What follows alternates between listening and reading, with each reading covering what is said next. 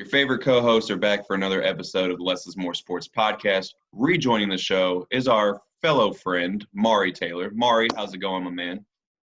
Yeah, I would do this every time I come on the show. Just throw my L's up. Klucas, throw your L's up, man. So I hear that you're actually trying to start like a I'm gonna have to join Klucas on that. I apologize. Love having you on the show, but definitely hate the little L's up that you're trying to do. So I got to throw the L's down. But so I hear that you're actually Klucas isn't even budging on that. Mari's like trying to get on him. Got on him from the get-go, and Klucas is just stone right now. So, anyways, Mari, since you're gonna throw the L's up, I hear you're actually gonna start a little trend on Twitter here in a little bit. You want to elaborate on what that's about? Hashtag sack Jordan Travis as much as possible. Body slam Jordan Travis. And if Trevor Purdy wants smoke, tackle him too.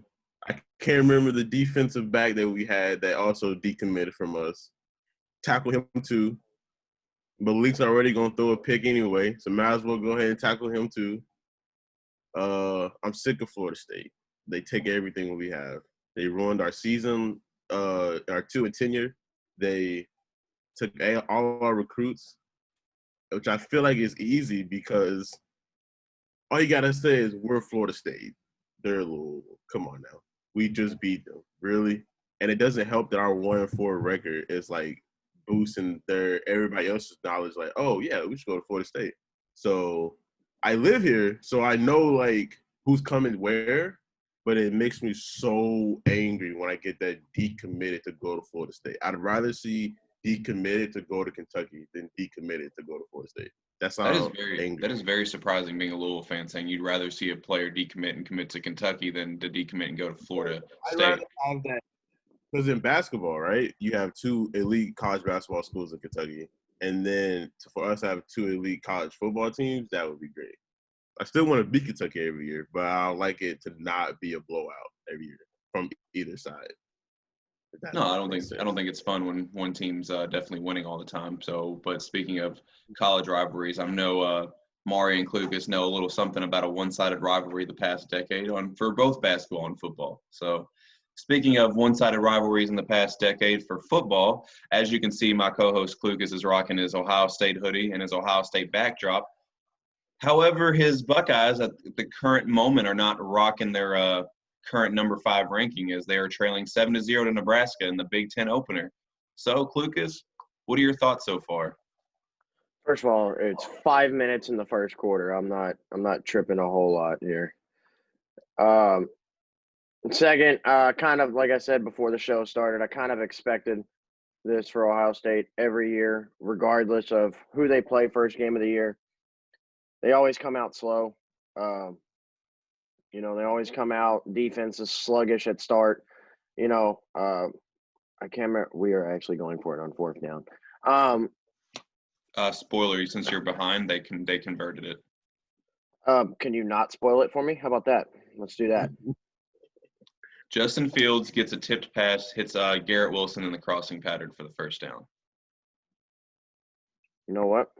Because that just happened on my screen. So I'm going to need you to keep your little mouth shut the rest of this show. All right? So, but, I mean, every year, whether, like I said, we play, a smaller level school or, if we start out against, the Oregons or, when we play our one good team in our non-conference schedule,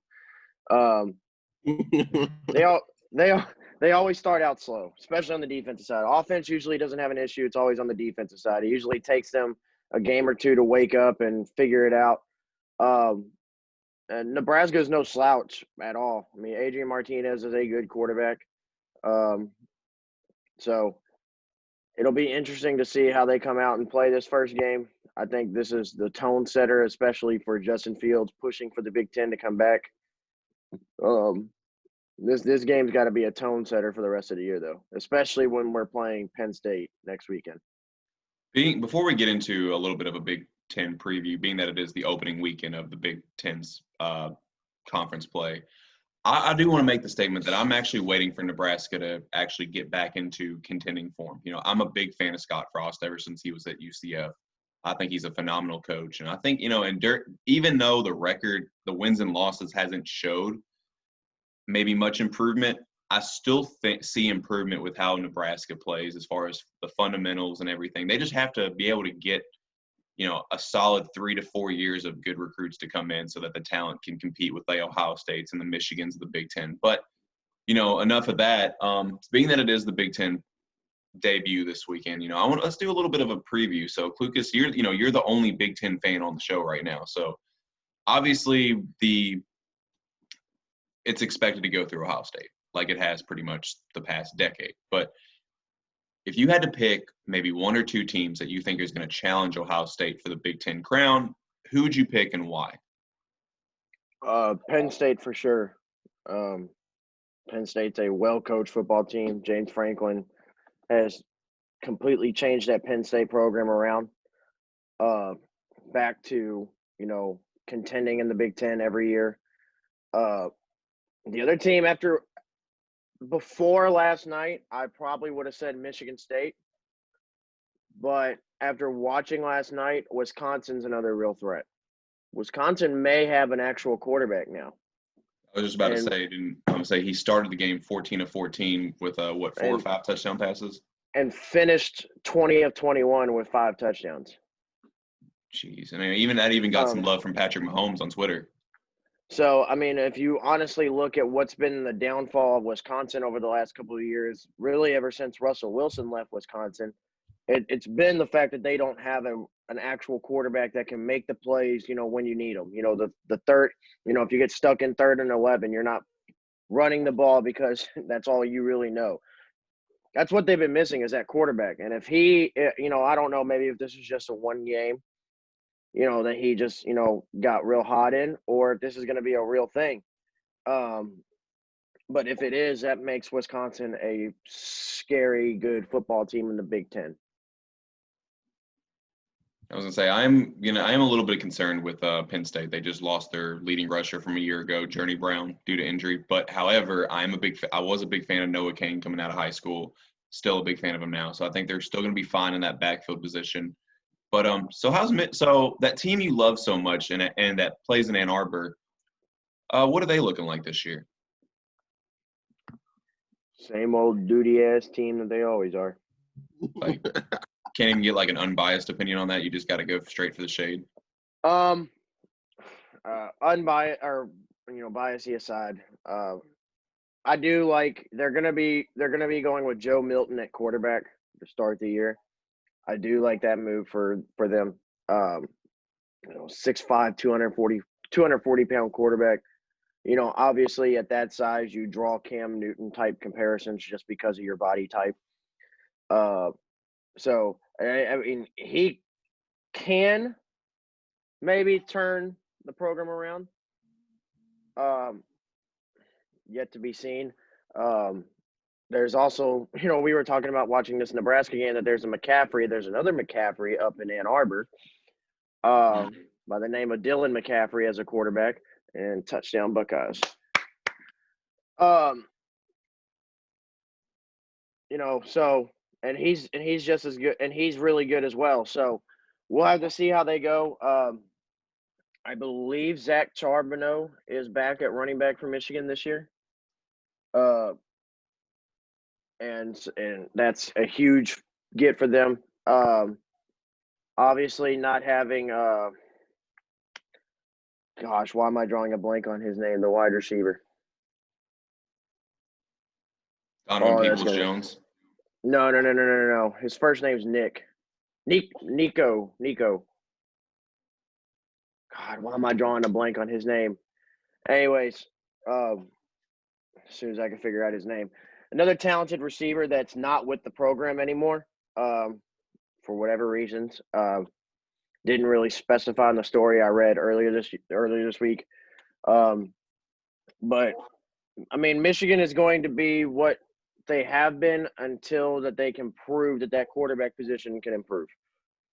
They're going to be a very good, well-coached defensive team, but can the offense produce? That's the biggest thing for Michigan the last couple of years. I would say that's really been the storyline for Michigan ever since Harbaugh took over as the head coach. They've had everything else almost, But that kind of like what we just said about Wisconsin, Michigan in a lot of ways has missed that quarterback presence. They had a little bit of a bright showing last year with what's his name, Shea Patterson, but even he had his issues. So And everybody I guess thought, that kind of brings me to my question: do you think it's more of like that they're not getting a good quarterback, or do you think it's more of like a system issue at this point? I think it's not a system issue, because obviously we've seen in the past that what Harbaugh does, especially on the offensive side of football, works. I think it's just getting that right quarterback that fits that. Mm-hmm. And I don't think Harbaugh has necessarily found that guy yet. And maybe it can be with Joe Milton or Dylan McCaffrey. The verdict is still out on that. But I think it's more of he hasn't found the right guy. And, Ohio State fans won't, like including, we won't admit it, but like we know they're one quarterback away from really contending with us. So. Mm-hmm.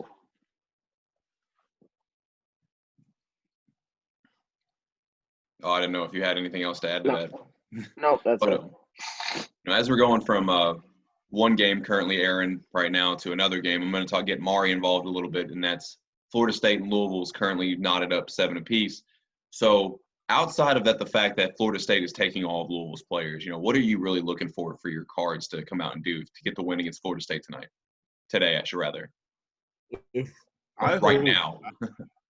Last week's showing of us against Notre Dame, I think proved that our defense is not as bad as everybody thinks it is. You told me the stat before the show, and I told you defense is not a problem. It's play calling. We run the same 4 plays every single game. Now, Hawkins cannot run the ball every single play, and I think that's what we're trying to do is give him as much touches as possible, and then pray Tutu beats his defender. And when you take those 2 away, what do you have?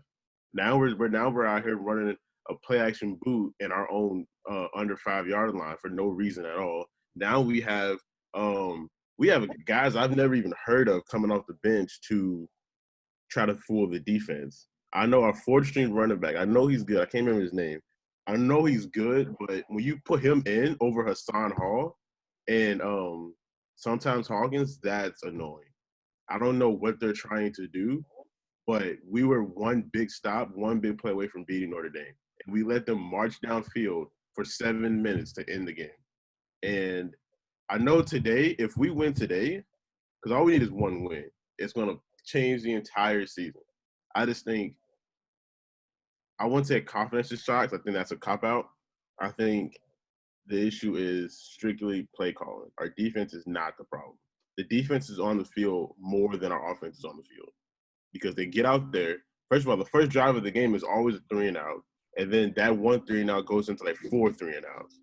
So Malik, whatever he goes by now, he needs to like not play as he did last year, but I noticed that he wants to be a pocket passer, and that's annoying because that's not what he is. Now his issue is that he's one-dimensional. If it's not Tutu, he's praying Dez got open, and then he'll throw up some BS to Dez. I think his name's Brandon Smith. He's a sophomore, but this is his first year playing football with us. And he's a good gem that we do not use at all. Our tight ends, we just quit using our tight ends for some reason. And it's easy to blame the defense because we're giving up 40 a game, but I promise you, it's not our defense. But I know if we win today, it's going to change the season. My birds are finally going to be soaring. They're going to be soaring. That's us soaring right there. That's soaring. Oh my gosh. Okay, okay, I'm about to Klucas, say, you I said take my that back. goat noises were. Okay, last week, Klucas makes a goat noise. He got Mari going, caw, and I'm like, I don't even know what's going on. I feel like this isn't even a sports podcast anymore. I think this is just some airing Zoom meeting on Animal Planet now. But no, it's funny that you bring up the fact that your defense is on the field longer than your offense, because that's a consistent point that, me, Klucas, and Spencer usually make on the show. Sometimes when you have an offense that either scores too quick or an offense that can't stay on the field, it usually wears your defense out, and that the defense pretty much gets gassed in the second half, and that's when it gets blown open. Talking to you before the show, surprisingly enough, I was looking up, the total defensive rankings in college football, and if I would have told you that most people before that Louisville has a higher total defensive ranking than the likes of Alabama, you'd have thought I was nuts. But that's reality. And Alabama is currently not even ranked in the top 50 as far as total defense. And Louisville just scored. Look at that. Was that Hawkins? That I can't see it. It's not on cable TV down here for some reason. I was able to know it. Anyways, Louisville's ranked 32nd, and Alabama's not even ranked in the top 50. We're ahead And of Bama, Auburn, BC, Duke, Texas. Like it's okay, as a Texas fan, that's not saying a lot. I promise you. I know, but Texas has a game against Baylor today, and it's going to be another classic Big 12 shootout. Total 7-on-7 flag football conference. So we got rocking the Big 12. Klucas brought up a great point last that I didn't think to keep in mind. He said Louisville can't survive a shootout, and I think that's what we're trying to do is to make every game a shootout, and we can't because everybody knows who Tutu Atwell is. Everybody knows who Des Fitzpatrick is, and I'm like, we have Brandon Smith out there. That's pretty much it, actually. It's really just him. That's our third good receiver we have, but we don't use him. Our offense, I think I told my grandparents last week, our offense is so one-dimensional. The defense played probably the best defense I've seen on ours for that one game that I've seen since Bobby Petrino's second year at Louisville. That's probably the best I've ever seen our defense. And we do you think that Louisville's defense was better Bobby Petrino's second year and his second stint at Louisville than it was the Charlie Strong years where they were ranked within the top 10 of total defense? No, that year with Lorenzo Martin and them, I don't think nothing's beating that defense for a while. And we can't strengthen our defense because of Florida State. They take everybody. I'm not exaggerating. They take everybody. If you go to 24/7 right now, you'll see half the guys we recruit, Florida State is right under us. And I think they wait for games like this for when they beat us to – first of all, they're not beating us today. But if they beat us, I think that's what they use in these conversations. So I think I told all of you guys that I was so excited for Trevor Purdy to come. Because I seen him – I hadn't seen him, but I watched his tape when he was a junior. And I knew once he committed that early, that was an issue. I was like, okay, that means he's going to watch us play for a year. And we started that year struggling. I think that was our 8-5 year. We started bad. But I knew once Florida State beat us, and then Trevor posted that he was going to Florida State for just to talk. He did not plan on decommitting. I don't know what he was thinking by saying that. Like, you don't commit to us and then go see another school. Like, yeah, we're going to take it as you're about to decommit. So when he decommitted and then said, oh, it's no disrespect to Louisville. I love the school. It's just Florida State has a better opportunity. I totally freaking agree. Like, if he would have came to Louisville right now, last week when Mikhail got injured for like the 8th time this year, I feel like that could have been his breakout game. That might be me just trying to be hopeful, but like that could have helped. He would have got more PT here at Louisville than he would at Florida State. Same with Tate Martell. That still pisses me off. Even though his college career didn't come out the way we wanted it to be, that pissed me off. Why go to a school where you got to fight for a job? When you could have came to Louisville and been a starter probably. Like, come on now. It's not road to glory. Like, it's not that easy to fight for the QB spot, So I feel like Louisville, the only thing we're missing is a consistent – I want a Teddy Bridgewater back, put it to you like that. I want somebody that can sit in there, go through progressions and throw, not play action and then only throw it to Tutu. Like, people think Tutu is he's great, don't get me wrong. And people think, oh, he's probably the best wide receiver in the conference. It's like, no, that's all we throw it to is Tutu. If it's not Tutu, we're throwing it out of bounds to the defensive coordinator, or we're throwing it to the other team. Like, our offense is so one-dimensional. It's 1D. like one direction. Like it's just one dimension. I have a And very hard time believing that Tutu Atwell is the best receiver in the conference when there's a guy by the name of Amari Rogers that might have something to say about that. and some people might say because his performance last year, but people don't understand that that's all we threw it to was Tutu. Mm-hmm. Like that's all. BTW, I just want to throw this out there. Jawan Pass has not transferred yet. I believe this is his last year, and he has not transferred not one time. Not even talked about transferring. And I feel like that was a waste of 5-star talent right there.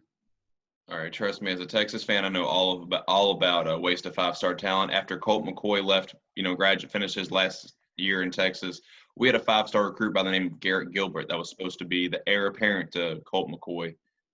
Well, put it to you this way: he had a more successful career with the Orlando Apollos in the AAF than he did with Texas. So Klucas is getting pretty animated on the bottom of the screen, not really saying a whole lot. So I want to know what's going on. Touchdown, Buckeyes! Oh, Lord. Well, that Garrett Wilson, you got barbecue back there? And you didn't invite me? Denzel Ward's not even on the team, Klucas. Denzel Ward is not on the team. He's playing for the Browns. That is my favorite video all time with Mari. Oh, that is the greatest in-game comment I've ever heard in my life. What a dime. Just nailed the kid. And I'm watching the – I think my back was turned. And when I heard him say it, I just turned around like – First of all, Gus Johnson is like an absolute treasure in the play calling booth. I just have to say that right now. So now that we can gather on what's currently going on right now. So Louisville currently leads Florida State 14-7 after a 70-yard rush by Javion Hawkins. And what is the score in the Ohio State game now, Klucas? Because I'm actually flipping back and forth, and apparently I'm not doing it quick enough. 14-7 Buckeyes now. And how many touchdowns does Justin Fields have? 1. He just threw his first one. Nice. And so did, I guess, Trey Sermon or Master Teague score the first one? Master Teague ran in the first one. Sounds good. So now we have well, real quick, I kind of want to touch on Mari's Louisville thing because I was listening while watching this game. I am a good multitasker. Anyways, I think one of the biggest – that is not a lie. Anyways, a lie. I think also one of the biggest problems when it comes to as far as your defense is, yes, I agree your defense is on the field a lot. But another problem with your defense is you don't have a playmaker on that defense. You don't have a guy that can get a key interception or can make that. You don't have that, really good pass rusher that gets to the quarterback, causes problems on that line. You don't have that guy. And I think that hurts your defense as well. But as far as your quarterback position, I mean, I don't want to say nothing, but, you're the one who told me, you and every other Louisville fan before the season started, hey, Cale Cunningham's the second best quarterback in the ACC behind Trevor Lawrence. It's Malik now. Yeah, we going back to Malik? Yeah, it's Malik now. Do we just change every week? Yeah, it's going to be one, whichever, if he has a good game, he's going to keep it to that game. If he has a bad game, he's going to change names again. You know how that goes. It's going to be a psyche thing after a while. Okay, so, sorry. Malik Cunningham was the second best quarterback in the ACC behind Trevor Lawrence. And me and Les were told that we were crazy to think that Sam Howell was better than Malik Cunningham. But as a man, I apologize to both of you. I think I texted both of you that night during the Florida State game. I was like, because I went off like. I know you texted me because I looked at my phone and all it said was, it popped up your name and all it said was, I'm sorry. And I was like, I'm sorry. You're sorry for what? And he was like, I was wrong about Sam Howell. Dude, I got the same text message. Only it definitely was a little more vocal than just saying I'm sorry. I got a little bit more detail behind the text. He said he just texted me saying, so I was completely wrong about Sam Howell. I was like, yeah, you think? I mean, dude broke Trevor Lawrence's single season freshman touchdown pass record in the ACC. Dude's legit. And, dude went toe to toe with Trevor Lawrence as a freshman. I mean, obviously Trevor was a sophomore, so I mean, not really a big age difference there, but. Sam Howell is a legit college quarterback. I think the issue I had was I went off the name North Carolina and not actually like sitting down and watching the game. So the Florida State game was the first game I watched like fully for North Carolina. And the first half, I was like, wow, they're up 31-7. And my Nana called like, man, Florida State gonna win. It's getting on my nerves. And I'm like, Nana, I'll say I was wrong, but I was like, Nana, they're not gonna win. They're about to come back and tear Florida State up. And after every dime Sam threw, I was more in awe of every single dime. Like I couldn't believe he was fitting that ball in those tight spaces. And I don't think Florida State beat North Carolina personally. I think North Carolina's lack of hands on that drive beat North Carolina. Man. I mean, I don't know if you all caught my tweet that I sent out after the game, but it said, even with everything going on with the pandemic, that North Carolina had tested positive for a case of the drops. Yeah, I did see that. He texted me too. It's like when he dropped that ball, I think I told you I've never screamed that loud for like a non-Louisville game. Like I'm in like my underwear T-shirt watching, and then I seen the running back get open, and when he drops it, I'm like, his face right now. Bro, that was way too descriptive than what it needed to be. You do not have to say that. You are my guy, but that is a visual I did not want right now.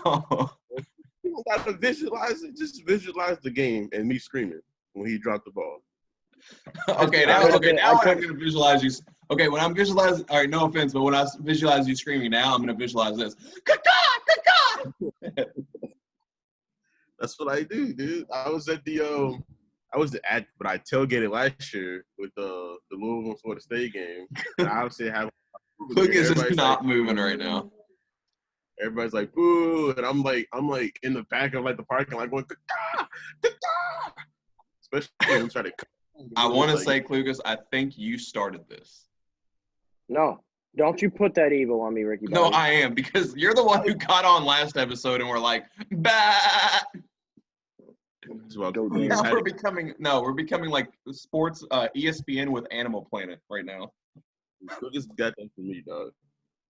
I used to tell him all the time. When we were younger, I used to be like, Klucas, you eating grass?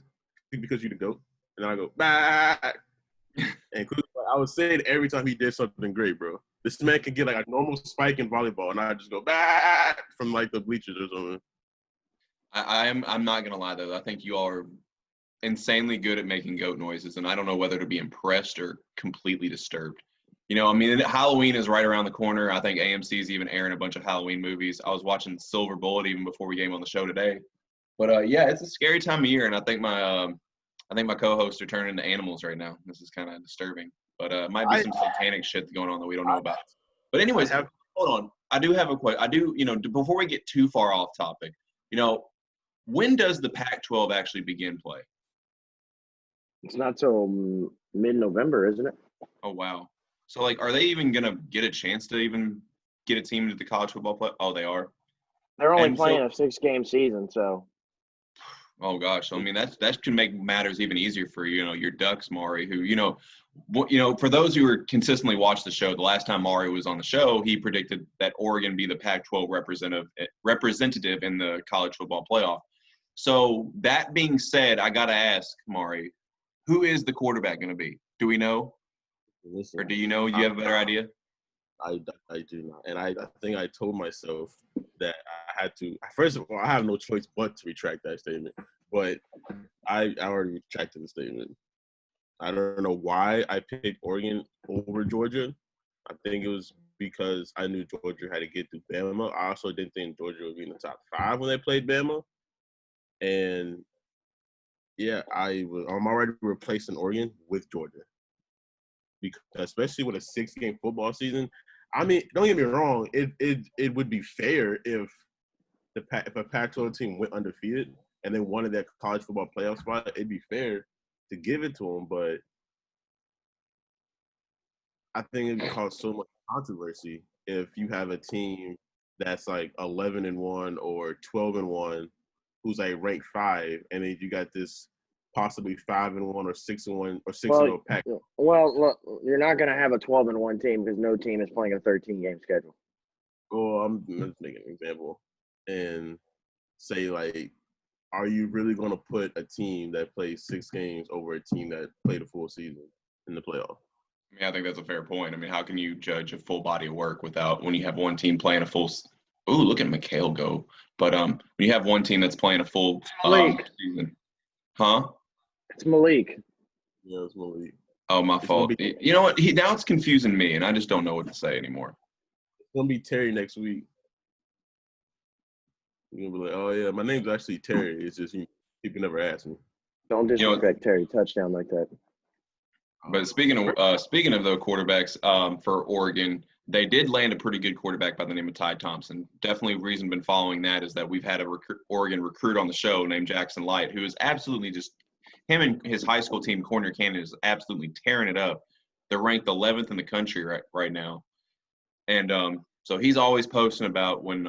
And a couple weeks ago, Ty Thompson actually made his official signed his letter of intent, so that he will be playing for Oregon in the for the 2021 season. So at least then, I think we know the direction that Oregon's quarterback is going to be headed. But for the time being, I think we still don't.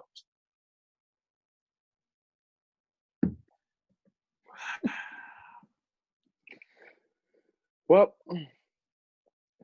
let's talk about the football team in Kentucky that matters. There's Kentucky a football team Wildcats. that matters in Kentucky. We already talked about them. There is no other team in Kentucky. There's no team in Kentucky, period, that matters in football. The And Kentucky Wildcats play at Missouri today. at 4:00, yes, you're right. And Malik Cunningham just threw a touchdown pass, and now the Cardinals lead 21-7. Sorry, that was just a little breaking news. But continue with your other non-important Kentucky team. And let's talk about Kentucky's defense just for a second. 9 takeaways in the last 2 games. Sorry, 10 takeaways in the last 2 games if you include the fumble.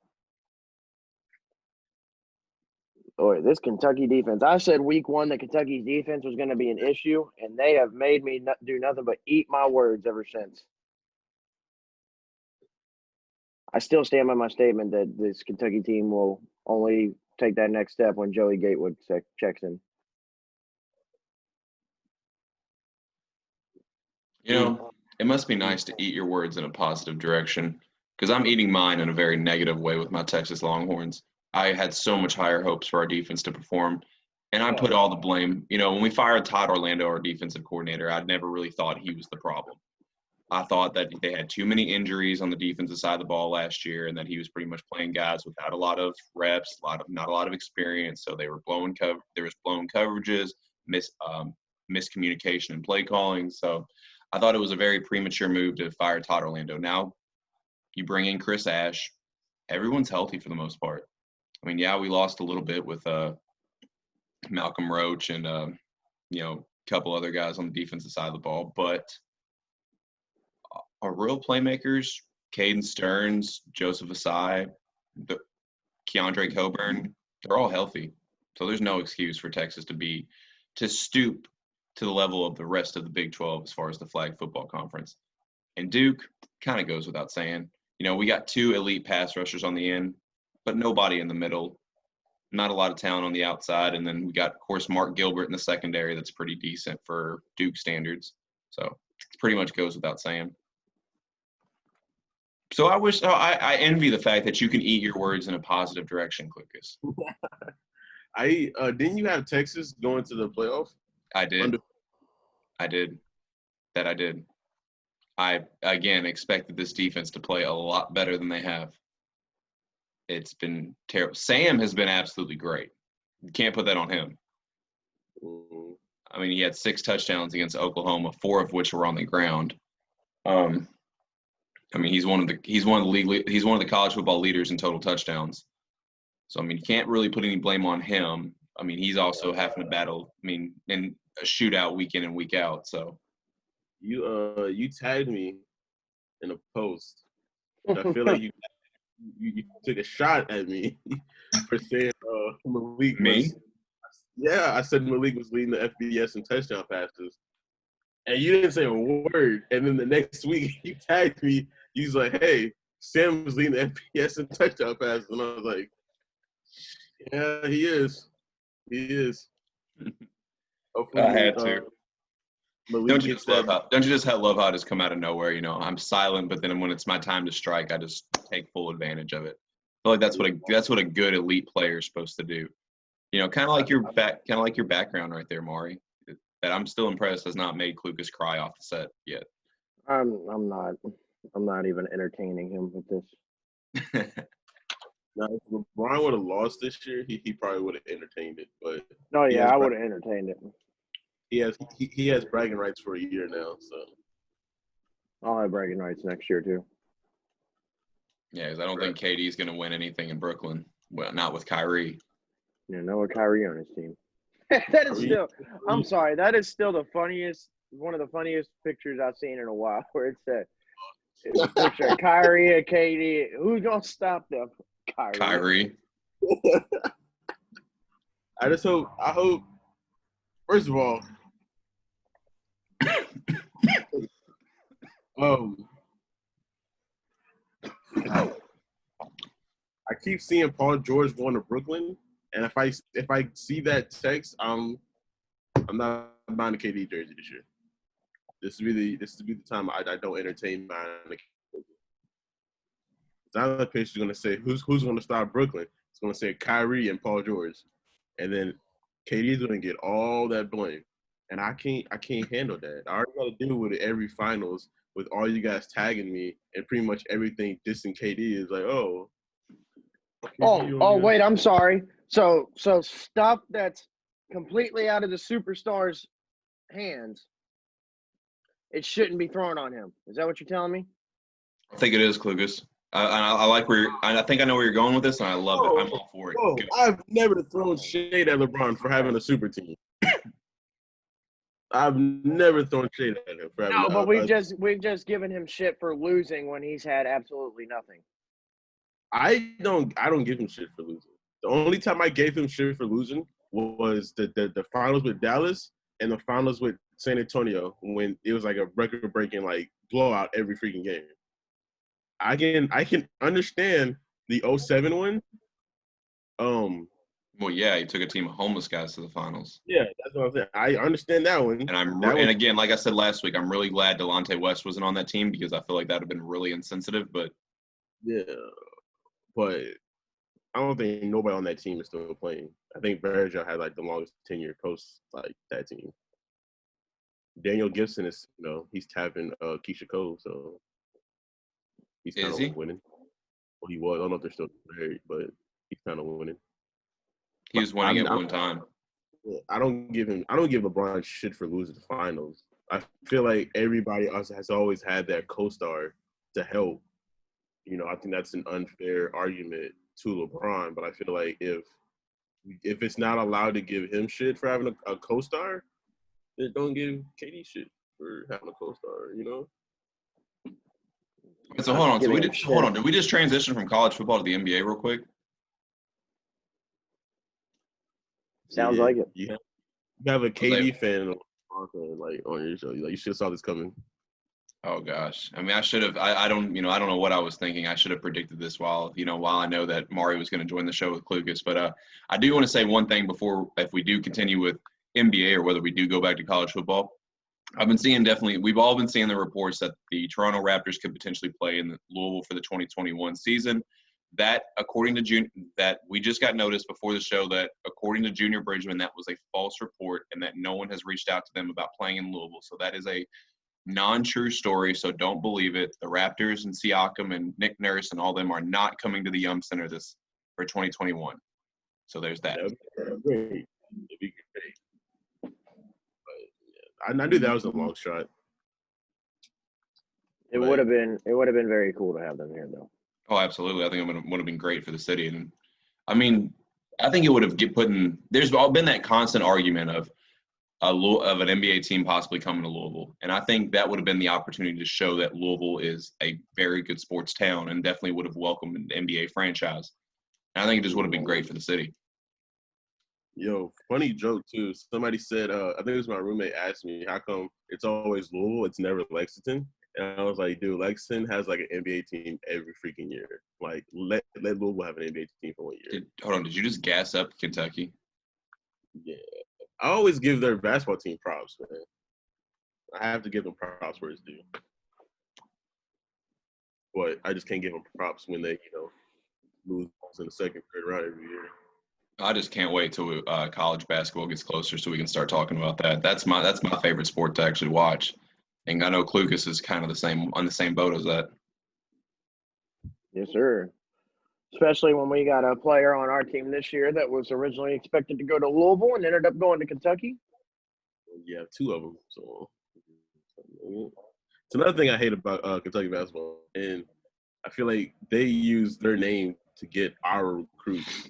It's like, hey, what are you committed to? It's like, oh, I'm committed to Louisville. And I feel like John's like, really, dude?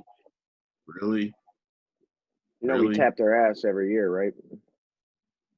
And the guy's like, really? I didn't know. And then they make up a BS excuse. Oh, well, they're going through a lot of, like, talks with the NCAA and allegations. Like, dude, shut up. Like, just say you don't want to play for us, bro. Don't lie to us like that. And that's why I want to beat these recruits that decommitted from us so bad. I wish I had the time to, like, write down every recruit that transferred from our 2 and 10 season and, like, destroy them. So I feel like we're doing better than what they're doing right now. Everybody's so impatient. Bryce Hopkins, though, it did kill me. So I thought he was a diamond in the rough, man. But he's a Kentucky product now, so just gotta hope he doesn't drop 30 and 10 on us.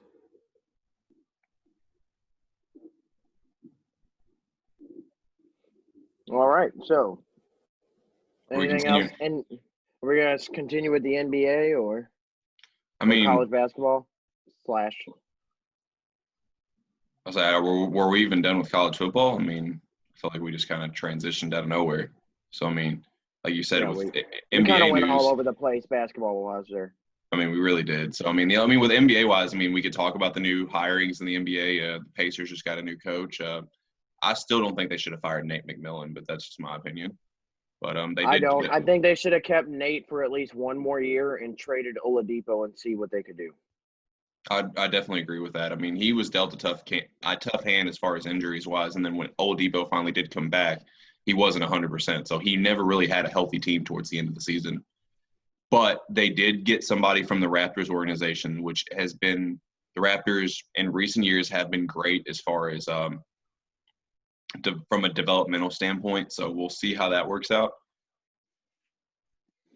Let's talk about Stan Van Gundy finding another job.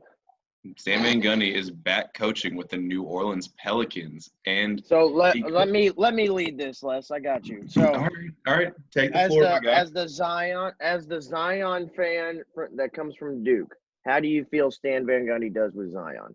I think he does well. I mean, I think Stan Van Gundy is a very good coach. I think Stan Van Gundy predicates on defense. You're turning defense to offense, and I think for a player like Zion who actually wants to play defense. While he was at Duke, he even made the statements to say that everyone talks about all the scoring titles that Michael Jordan had, but people forget that he was 9-time first-team All-Defense and Defensive Player of the Year. So for me to be the best player I can be, I want to be a star on both sides of the ball, including NSL. I want to be able to guard the best player in crunch time, and I want to make the stops. So you have a star player that is enthusiastic about playing defense and can make the highlight blocks and, grab the rebounds and lead the break. For a coach that predicates on turning defense to offense, I think that can work really well. It's very easy, though, at the same time, when your superstar player is as coachable as someone like Zion Williamson is. I don't know if you want to maybe call this a bold statement or not, but this is going to be Stan Van Gundy's most talented team he's had. And that even goes back to the Orlando teams. When I'm looking at the talent all around. I would argue when he had Shaq and Wade in Miami, because people forget Stan Van Gundy was there before Pat Riley took over. So I would argue that, but then again, I mean, you had Shaq and Wade at the top, but now you have, Zion, Brandon Ingram. Brandon Ingram, Lonzo Drew Ball. Holiday, Lonzo, J.J. Redick. So maybe from a top to bottom standpoint, I can understand. That's what I'm talking about, all around roster-wise. This is his most talent. as far as because as far as top tier, I'm sorry, there's nobody at least at this point that is like a Shaq or a Wade. No. And then from top to bottom. Now the question is Lonzo going to buy into Stan Van Gundy, and is Stan Van Gundy all in on Lonzo? It's kind of been the question of where does Lonzo fit really with New Orleans, because it's kind of like, it's like 1 minute they really want him, to be their lead point guard going into the future, and then next thing you know, it's he's in a trade conversation. So what direction are you wanting to go with this? Again, though, I think what it all comes down to is the type of coach Dan Van Gundy is, turning defense to offense. Again, you take a Lonzo Ball style point guard who is a very good defender and someone who is elite in transition. I think it's a very well fit. So, and Zion and Lonzo have already shown that they have great chemistry together. So imagine you have a team that's going to get more turnovers, have more fast break opportunities. I think that's only going to can be continued grow chemistry between those two. And I think if you have the opportunity to put those two out in transition on a more consistent basis, it's going to be more of a show in New Orleans. It's going to be flashier than Mardi Gras. I do think Jrue Holiday gets traded this offseason. I think so too, personally, which I think even that's I'm kind of iffy on that too, because I feel like Jrue Holiday fits that defensive team that Stan Van Gundy wants. But Mari, you got anything to add? Oh, side note, Nebraska just tied it up, by the way. Will you shut up? Lead the podcast in the middle of the show. Yeah, I'm just waiting on somebody to bring up Slender Man in Brooklyn. Did you say Slender Man in Brooklyn? Yeah. We're not talking about like the entire NBA. We're talking about just what recently has happened, Mari.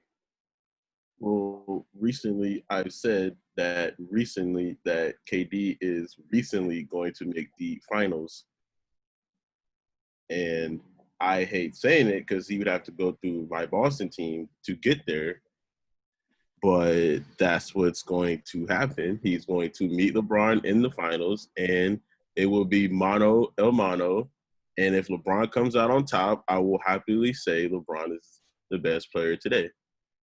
And if KD wins, you are not going to hear the end of it from me. So that's my take on it. What was I going to say? Like I said, I think if they go, Stephen A. Smith put it best. He said, LeBron is waiting on KD in the finals. And I've never been more excited for an NBA season. So you don't have to believe it, but when it happens, the question is, can KD get through Milwaukee in Giannis? Can he get through Miami? I was getting there. Hold on, chill out. Can he get through? Can he get through Kyle Lowry, Pascal Siakam in Toronto? Can he get through Jason Tatum, Jaylen Brown in Boston? Can he get through Bam and Jimmy Butler in Miami? Let me rant for a minute because I hate the Giannis argument. Giannis is really not on KD's level at all. I don't think anyone said he was. No, I'm just saying. I think people like to throw the Bucks in there just because the Bucks are such a non-factor in the Eastern Conference. I didn't even mention Ben Simmons, Joel Embiid in Philadelphia. Right. Who also has a new coach in Doc Rivers. I think we left that part out too. So yeah, they're a threat. No. Hold on. So I do want to touch on what you just said. You said people want to throw the Bucks in there for whatever reason. I'm like, people want to throw the Bucks in there because they've had the best record in the NBA the last 2 seasons. That's why people throw the Bucks in there. Yes, they have not performed in the postseason, but that's why people keep throwing the Bucks in there. Okay, so first of all, this is no disrespect to your team, Wes. And Piff, when you're watching, no disrespect. I told him last night, because he's a Heat fan, I said, I think this year was just like, I think it was a one-time thing. I do not picture Miami going back to the NBA Finals. I'm saying it now. I don't think that was like, I think that was, it was fun. It was fun to watch, but it's not happening again. You have KD coming back. You really think Jimmy is going to lock down KD? Really? Well, first of all, you can't lock down KD, but you can definitely slow him down enough. Not to mention that Miami's got a pretty good young core as far as players go. I mean, Bam is a special player, and Tyler Hero shows that he can play well in big moments. So I think this. Not to mention, if we're being honest, Miami has the better coach. So I mean, Spoelstra is too good of a coach to have this core group of players, and not to mention, we still have the cap space to go out and sign like another NBA superstar if we so please, or we can continue to just add like role players. You know, like I've always said, Danilo Gallinari or somebody like that in the offseason, somebody that fits the way we play now. So this Heat team is only getting better. Like you're not, whether they go back to the NBA Finals next year is yet to be determined, but you're gonna be consistently seeing them as a threat in the East for the next. And then for them in this year's draft to possibly snag a guy like Trey Jones, Nico Mannion, Kyra Lewis Jr. at that point guard spot. This Miami Heat team's not going away. No, they're not going anywhere, but I mean, what I'm saying is they're going to be a threat, but they won't make the finals. I think to be a threat, you have to have a very strong possibility of making the finals. Well, I'm saying at least not this year. I think this year it's not it this year. Maybe I know you guys have a lot of money not coming in, but you guys have money to spend not this season but next free agency. And I just don't picture the Heat getting past the Brooklyn, the Nets. And here's another thing I don't think you're looking at too. Here's another thing I don't think you're looking at. Roster aside, coaching aside, one thing that I would argue is that the Heat have the most consistent culture in the NBA. And in a lot of ways, culture is more important than the talent level that you have in a lot of ways. The Heat, what you're going to get effort-wise game in and game out from this Heat team, whether their leading scorer is Jimmy Butler or whether their leading scorer is Tyler Johnson. I mean, obviously Tyler Johnson never led us in scoring, but I'm showing you the difference in talent that the Heat have had over the last 10 years, and yet they're still always competing for a playoff spot, even when they've had minimal talent in the NBA. Now that they had two All-Stars, they made it to the finals. So, I mean, as far as from a culture standpoint, I think they have the most consistent culture, really, in my opinion, over the last 20 years or so. And I'm just throwing this out here as far as what could possibly happen for next year. If the Bucks are able to, make a trade for a guy like Chris Paul, Brooklyn's going to have a very, very tough time getting through Milwaukee. I'm talking now. Now Chris Paul is not on the team. I don't picture the Bucks doing anything at all. They might make it out of the first round, but plus you're dealing with him about to be a free agent, so that's going to be a cloud over Milwaukee the entire year. And no offense, this is no disrespect to Jimmy. I like Jimmy Butler, but he's not. When you say he's not going, he's slowing down. I don't even see that happening. So how is Jimmy Butler slowing down? No, I said slowing KD down. Oh, slowing KD down. Yeah, I was going to say what's my bad. But the Heat are good. Like I said, I think they're not like a first round elimination team. If they meet Brooklyn, probably, but I do. Here's the problem with Brooklyn compared to Miami. The only guy that's shown outside of obviously Kyrie and KD, but we haven't seen them play together. The only guy else on that roster that's shown that they can play consistently is Spencer Dinwiddie. Karis LeVert has good spurts here and there, but he doesn't play necessarily consistent. I will say this though. I would pay to see a matchup between Jared Allen and Bam Adebayo in a potential 7-game series, just because I think both are very good, high-energy defensive bigs. So I'm throwing that out there. And my point is, when I'm talking about Miami, is what you're getting out Miami every night. You know what the role players are going to give you. Now, they may spurt and go for more than what they normally give you, but they're going to give you the same consistency every night. I think that goes back to my point about culture. And I can't say the same about Brooklyn. Brooklyn, I think they're still trying to find themselves in a lot of ways. I think you guys are lost in the moment right now. I think you guys are lost but they made the finals. That's great freaking accomplishment. But you guys are really like just lost in the moment with this Heat team, man. You guys just lost in the moment. I know what I've seen for 20 years as a fan, as far as from a culture standpoint. So that's what I'm saying. I think we have the most consistent culture in the NBA right now. I stand by that. Like I said, I think Spoelstra's too good of a coach. I think we have too much talent, too much cap space to not make the finals again within the next few years. Well, explain to me what you mean by culture. So I think I'm taking it. I think I'm taking it the wrong way. How they What I play. mean, how they play, you know, the attitude in the locker room, the leadership within the locker room, how they get the most out of everybody on the team, and how they all have a bunch of guys with the same exact goals, and they're so cohesive together. I'm not sold, but Well, you might want to go back to the early 2000s, bud, because it's been a thing for a while. I mean, it's I'm not saying it was a fluke because they beat everybody like fair and square. Like they ran through everybody, but they beat everybody. But it reminds me of the freaking I wanted to say, I think I'm not trying to insult the team, but this is as close I can think of. It reminds me of that 62 win Hawks team in 2015, I think, where they dominated the regular season. I don't know if people were saying because it was so long. Hold on. Time out. The only team that's comparable in the East to that 62-win Hawks team is the Milwaukee Bucks, and ironically, they're coached by the same coach. Exactly. No, that's what it reminded me of. I'm glad you said that, Klucas, because I was about to say. It's teams like that who do great, and then people ride that high of thinking that they're going to do something. Like, I promise you, the Heat are not going back to the finals next year. If they do, I will happily. Hey, the first 3 rounds is going to be on me if that's the case. But I mean, and they may. Well, my thing is they may not go back next year, is what I'm saying. But I feel like you're saying this is like a one-time thing.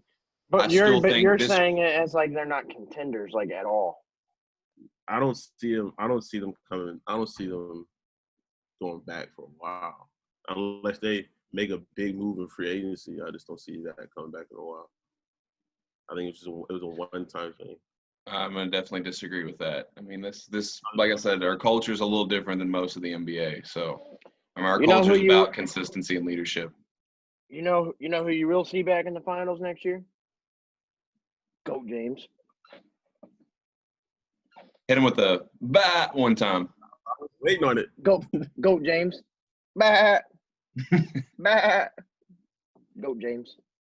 I don't see it, man. I do see everybody's opinion on Brooklyn only having 2 stars though. But I feel like in time they will fix it. Hopefully they fix it quick, but it's gonna be tough. So I gotta ask I think probably the most important question of the day is, what is the infatuation with Kevin Durant? I gotta ask. It started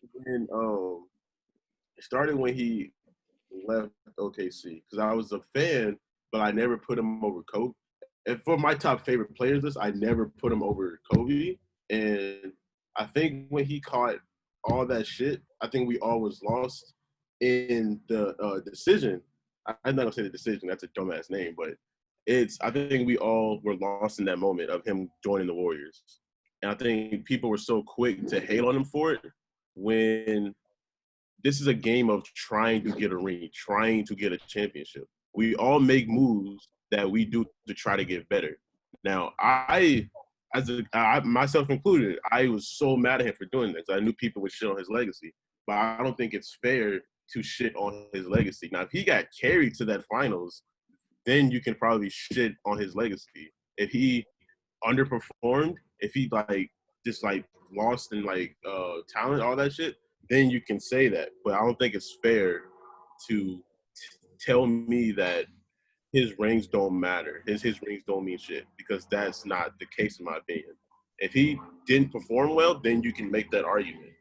But it's not that his rings don't matter. It's just my argument is Dirk's 1 ring means a lot more than KD's 2. I told Les before the show that everybody makes that argument. I think it's a cop out to say, oh, he joined a super team and got a ring. I think it's a cop out. If he didn't perform well, you can make that argument. But this man went out there averaging, like, he pretty much did what he did in OKC. He made it to the finals. He played even better in the finals. And it's not like, you know, I wouldn't say it was KD's team. I won't say that. But people would be like, oh, he had four All-Stars. Like, it's Okay, all so I'm gonna make this comparison. Okay, I want top. you to imagine. I want you to imagine that you are starting your own company. Okay, you're starting your own company from the ground up, and you finally make it. Okay, like you've made your lower level brand into a top name brand, right? All right. Sorry, So Tristan. you're Dirk. Okay. Now imagine Les going to a big name company at the same level you're at, and he's having the same success. Who really worked harder to get to that point? Bro. You or Les? See, I know what you're saying. You or Les? You or Les? You or Les? I obviously worked harder. I will admit that, and I say all the time. That means your what you did means more than what Les did. Because yes, Les got to his point. He just took it and he did it in a different way. But you had to work from the ground up to get to where you were at, and you got to that same level. That's Dirk compared to KD. Dirk worked from the ground up in Dallas, went through everything in Dallas, and got to be an NBA champion. KD went and joined the team that beat him that went 73-9 the year before. And let's be honest. Let's literally be honest, Mari. If KD doesn't go to Golden State still goes to the finals that year. I mean, let's be honest. So with or without KD, they were going to the finals. Without KD, they made the previous 2 finals appearances. So they were going to the finals, more than likely. And then you can also make the argument, even without KD, they might win that final still, just because everybody makes the claim of, well, Draymond doesn't get suspended in Game 6, then the Golden State beats, or Game 5. Sorry, I think it was Game 5. Sorry. So everybody says if Draymond doesn't get suspended in Game 5, Golden State wins that series. So if you're going to make that argument, then I can make the argument that Golden State without KD was still going to make the finals with or without him. Having him was just an extra piece. That's a completely fair assumption. But they got KD to they got KD. What happened to your camera here, bud? Yeah, where are you at? I see your name. I'm moving my laptop. I'm sorry. But we can still hear you, though. This team needed, like, they didn't need KD to get back to the finals. They needed KD to get past who? To get past LeBron. I'm trying to word it right. Thank you. But my point is, when you're saying that, you can't make that argument, because if everybody wants to say the year before Draymond doesn't get suspended, Golden State wins that series, Golden State beats LeBron. So why would they have needed KD? Because they didn't beat LeBron. KD went on record and said if the Warriors would have beat Cleveland that year, he would not have went to Golden State. Here's my thing. A lot of people don't realize this, but I'm actually a Kevin Durant fan. I'm a big fan of his game. Oh, I wonder why. Well, I'll get to that. Hook 'em horns, baby. Had one of the better years in college, freshman seasons in college basketball we had seen at the time. Now, obviously, his Big 12 freshman scoring record was broken the very next year by Michael Beasley, and we all know what Anthony Davis did in 2011, 2012 at Kentucky. Okay. Anyway, but no, so I was always a fan of Kevin Durant and the way he played, but my issue with what he did, and I'm going to go on record now and say that I understand that your ultimate goal is to win championships. So if you are making decisions that give you the best opportunity to win a championship, I understand that. I never had a big issue with KD going to Golden State. However, the fact that he joined the team that eliminated him from the postseason the year before, to me was a little soft. So my thing is, when people always try to compare what KD did versus what LeBron did, to me it's not comparable. LeBron joined a non-established Heat team at the time, a Heat team that had Dwayne Wade the year before and was eliminated in the first round of the playoffs, who went out and signed Chris Bosh, went out and signed LeBron. We don't know what they weren't that core was not established. If LeBron and KD, what they did were similar, then LeBron would have joined the Celtics during the decision, not Miami. Then it would have been comparable. That would have been nice. It would have been nasty on paper, but I mean, it would have been a little soft. Then imagine the backlash that LeBron would have gotten, though. He got enough backlash to go into Miami. Now imagine he joins a team with already 3 All-Stars there. Dude, I feel like only Cleveland fans gave him backlash for that. Because what Miami was like, what, a 45-win team that year? I could be wrong. If I'm wrong, tell me I'm wrong. But I don't. You're wrong about that. Only Cleveland fans gave him backlash. He still gets backlash to this day for that decision. Yeah. Yeah, well, in my personal opinion, that's not fair.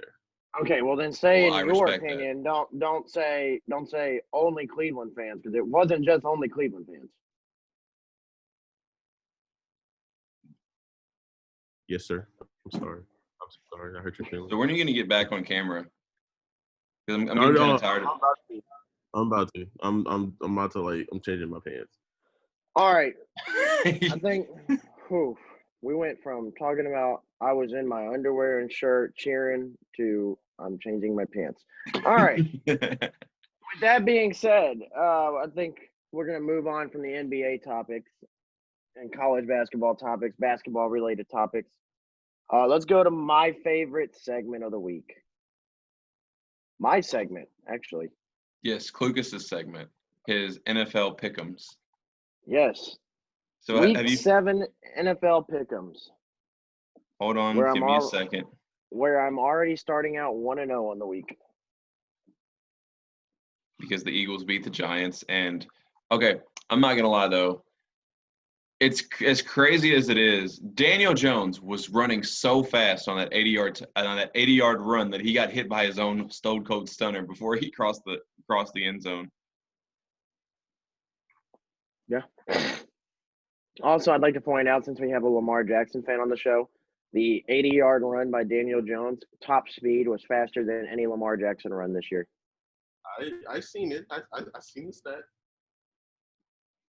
I just like to throw that out there, just to throw a little shade. And also, Mari, I don't know if you watched the show last week. Did you see Justin Fields runs a faster 40 than Lamar Jackson? In college or? He runs a faster 40 time, yes. Did Lamar even run the 40? He said he has. He ran it at Louisville. Yeah, he ran it at Louisville. He didn't run it at the Combine, but he ran it at Louisville. What was his 40 compared to Justin's? Justin ran a 4.3 flat. Lamar ran a 4.33. Oh, so point 3. Are we making that argument? Still faster. My guy crosses the finish line before yours. Wow. I think Justin Fields is a better quarterback than Lamar Jackson right this second. We're not going to talk about that. But anyway, right this second. Use me. Last week I said what I said. Last week I went 9-5 in my pick'ems last week, making me now overall in the year 59-31-1. I'm sitting pretty high after last week. Only games I missed last week, Falcons did beat the Vikings last week, got their first win of the year. The Giants did beat the football team, or the team with no name, whatever you want to call them. Which I did call. I did predict that one. The Broncos did beat the Patriots, and the Buccaneers did beat the Packers, and the 49ers ended up beating the Rams. So, as far as this week goes, like I said, starting out 1-0, I picked the Eagles over the Giants. As far as Sunday slate of games, 1 o'clock, unfortunately this week, since all three of us are fans, our Indianapolis Colts are on bye week this week. So no Indy football this weekend. I could probably use it after the last couple weeks. But so first game, Sunday, 1:00, Cleveland and Cincinnati, the battle for Ohio. I see that you have the Browns defeating the Bengals 33-23. Yes. I would have to agree. I think at the end of the day, Joe Burrow is still running for his life back there behind that terrible offensive line. So I like for Myles Garrett and Olivier Vernon to have a similar impact to how they played against the Colts against the Bengals. And I think I like the Browns in this matchup. I will say, though, I liked last week. I mean, I didn't like watching it, obviously, when it happened. But it seemed like Burrow and A.J. Green got more in a rhythm together last week. Mm-hmm.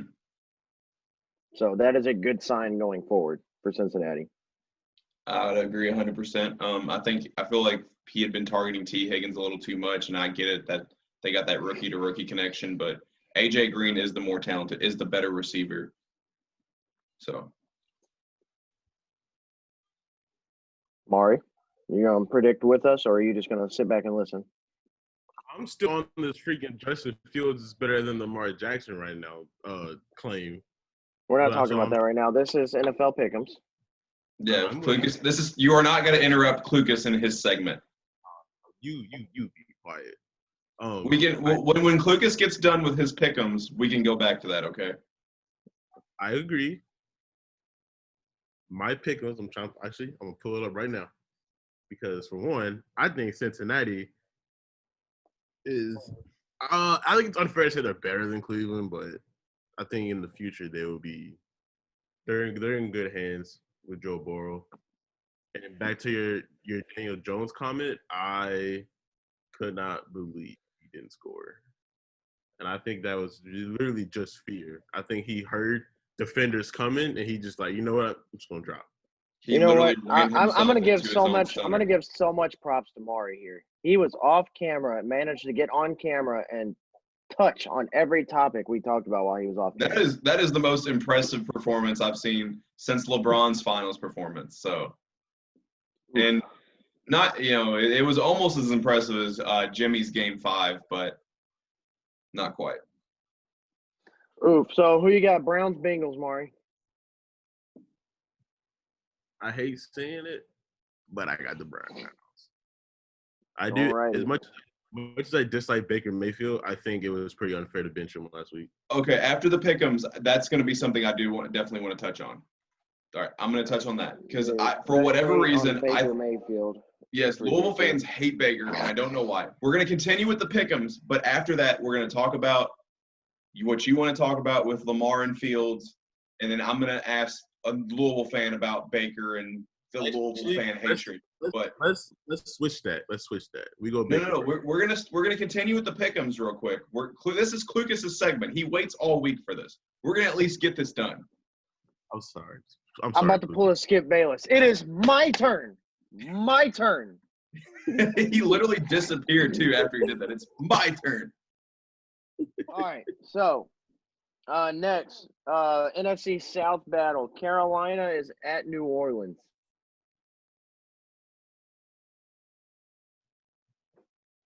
Oh shit! I want to say Carolina, but I feel like you guys would call me biased if I say Carolina. Well, you predicted right because I would totally call you biased. But so I'm going with New Orleans.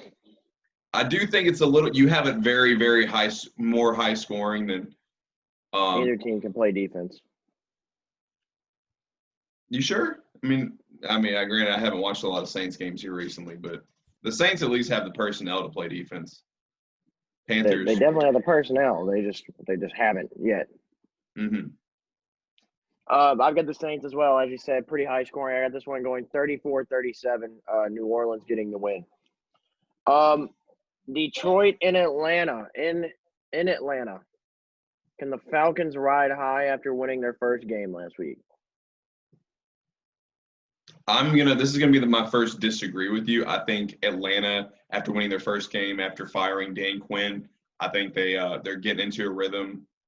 It was nice to see Matt Ryan actually targeting Julio Jones pretty consistently last week. I think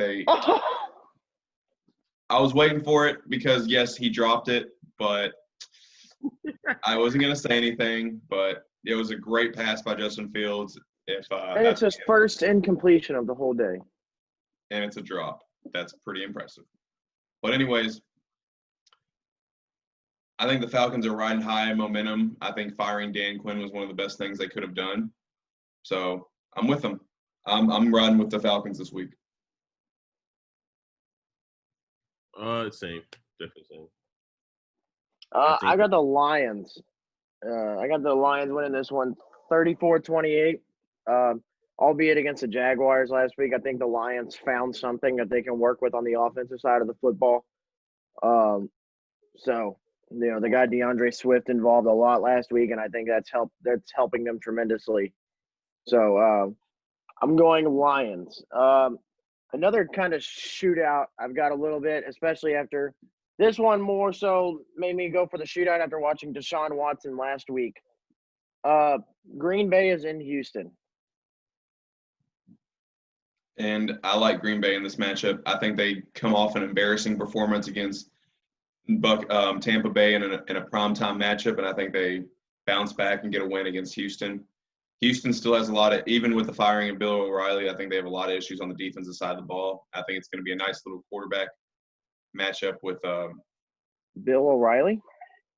Bill O'Brien. Did I say Bill O'Reilly? Yeah. I thought I said Bill O'Brien, but apparently I said Bill O'Reilly. But no, Bill O'Brien.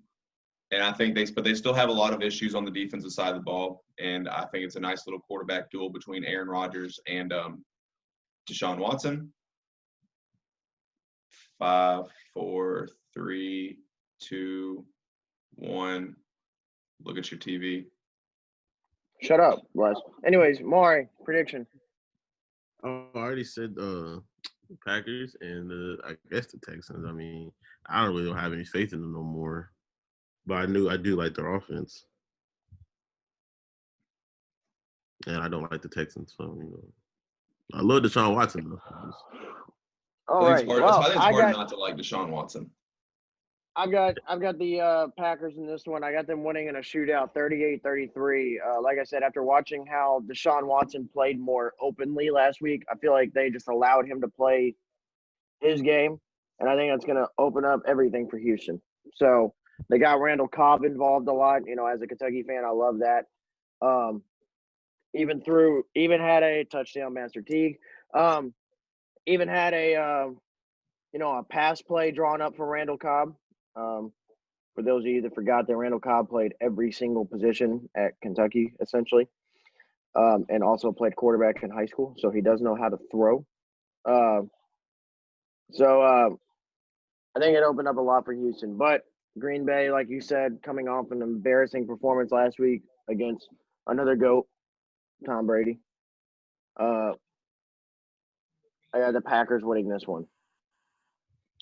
Buffalo is, they're in New York, obviously, but Buffalo is at the Jets.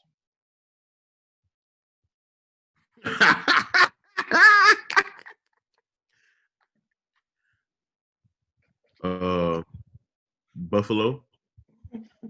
What the hell was that? What just happened? My roommate's a Jets fan, and they suck bad. So Buffalo by a lot. I agree, but a whole lot. What is happening right now? I'm sorry. Continue. Louisville just scored 2, by the way. I'm also kind of hyped. Well, I agree that Buffalo wins, but I'm not going to give you that laugh or whatever that was. I don't know what that was. Was that a laugh or like a screech or what was that? It was more of a cackle, though. It's like cackle. Whipping out the vocabulary here. I respect it. I read books. All right, Les. Yes. Bills, I said Jets. Buffalo. I said didn't hear you Buffalo. say it. Yeah. Yeah, I got the Bills back-to-back losses for Buffalo. I think this against the Jets, a very bad Jets team. This is a good bounce-back game for them, trying to gain some confidence back. I got the Bills winning 33-13. It's a pretty fair score, to be completely honest. Dallas is at the no-name team. You know how I feel about teams with no name. I can never go with them. So I like the Cowboys in this matchup. Same. I was pretty disappointed in Eddie Dalton's performance, but I do think he bounces back against the football team. Yep, kind of similar situation with Buffalo. I think this is a game for Dallas where they can gain a little bit of confidence in Andy Dalton, and get him going. I got the Cowboys winning 33-28. Pittsburgh is in Tennessee this week. Two of the three remaining undefeated teams in the NFL. And I like for one of these teams to get a loss this week with my total Booger McFarland act right there, making the most obvious statement you could possibly make. But I like for this to be Tennessee's first loss of the season, and it all starts up front. Taylor Lewan is now out for the season with injury. I think the Steelers have the best pass rush in the NFL between Bud Dupree and T.J. Watt. I like for them to disrupt plays in the backfield, get to Ryan Tannehill, slow down Derrick Henry enough. And then on the offensive side of the ball, I mean, you got Big Ben, you got an emerging star in Chase Claypool, and all those Pittsburgh weapons. So I like Pittsburgh. I'm gonna disagree with your score, and I'm gonna say 28-17. But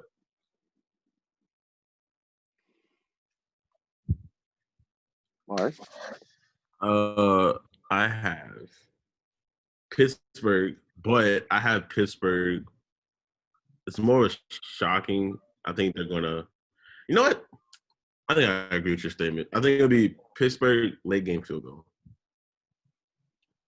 I got Pittsburgh winning this one 21-17. I think this is just going to be a smash mouth, old school type football where, it's going to be all defense and a lot of running for the most part. And in that style of game, I really like Pittsburgh to win. Let's go. What was moved to the 4:05 game was the Sunday night football game, now at 4:05. Tampa Bay is in Las Vegas. Well, riding high off the momentum of over a dominant win over the Packers, I think the Buccaneers come back and win again this week. However, I do respect that you have it in a close game because these Raiders seem to step up with their competition. So I think they are going to keep it close. Yeah. Well, after why they were moved back to 4:05, I'm cutting their score down, just so you know. Well, yeah, because of violating COVID policies and all that fun stuff. Every single one of their offensive linemen is on the COVID list and ineligible for this week. Yeah, I'm going to have to move it down as well, too. Yeah, it's going to be a blowout Tampa Bay. So this isn't Antonio Brown's debut, though, but I still think it's a blowout. He will not be – Antonio Brown will not be active Tampa Bay until week 9. So we got 2 more weeks until Antonio Brown. That's freaking insane. Like I said, I had to change my score. I'll have to edit it on Facebook as well. But with the news of all of Las Vegas's offensive line is on the COVID list, obviously that makes a huge difference. So I'm gonna change it, and I'm gonna tell you what it is now. I'll change it on Facebook. Tampa Bay 32-17 is what I've got. The 4:25 slate of games. First, Jimmy G in San Francisco. Jimmy G goes home to New England. And I'm going to disagree with you on this one. I like for San Francisco to get the win. I think they're starting to play – I think they're starting to get healthier, and I think they're starting to get back to their Super Bowl form last season. So I like for – as much as I don't like Bill Belichick coming off back-to-back losses, I have to say that I think San Francisco is getting back to Super Bowl contending form, and I like them in a win over New England. I think Jimmy G gets revenge over his former team.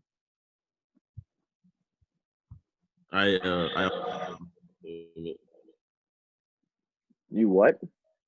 I agree with that statement. You're not very lively. You're not going to be able to do this anymore with as far as the NFL pick'ems. What are you talking about? I'm watching my Oh, team. once we're done with the pick'ems, I think he's gonna have plenty to say because I'm gonna drill him after this. I got the Questions. Patriots simply because Bill Belichick is coming off back-to-back losses. He's pissed off. Granted, one of those games without Cam Newton. Cam obviously playing. If anybody's going to know Jimmy G's tendencies any better, it's going to be Bill Belichick. I think he's able to escape with a narrow win. I got the Patriots winning 30-27. Jacksonville is in Hollywood taking on the Los Angeles Chargers.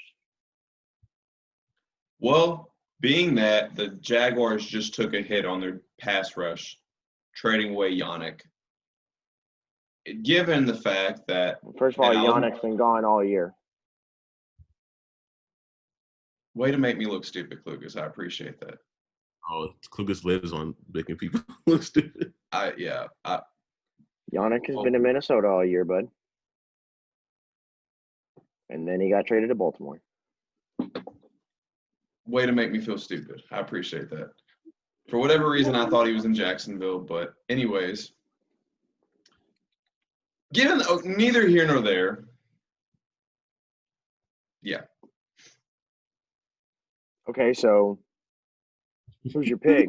Right, still didn't say who you're picking. I got kind of very embarrassed right there, so I kind of just lost my train of thought. But I was going to actually even open the door for you to say, I told you so, and then you just kind of ruined the moment. I was going to say. I'm still going to say I told you so. Yeah, I know you are. I'm just saying you just ruined the moment for me anyways. I feel like it would have been a much more glorious moment for you to say, I told you so, with me coming in.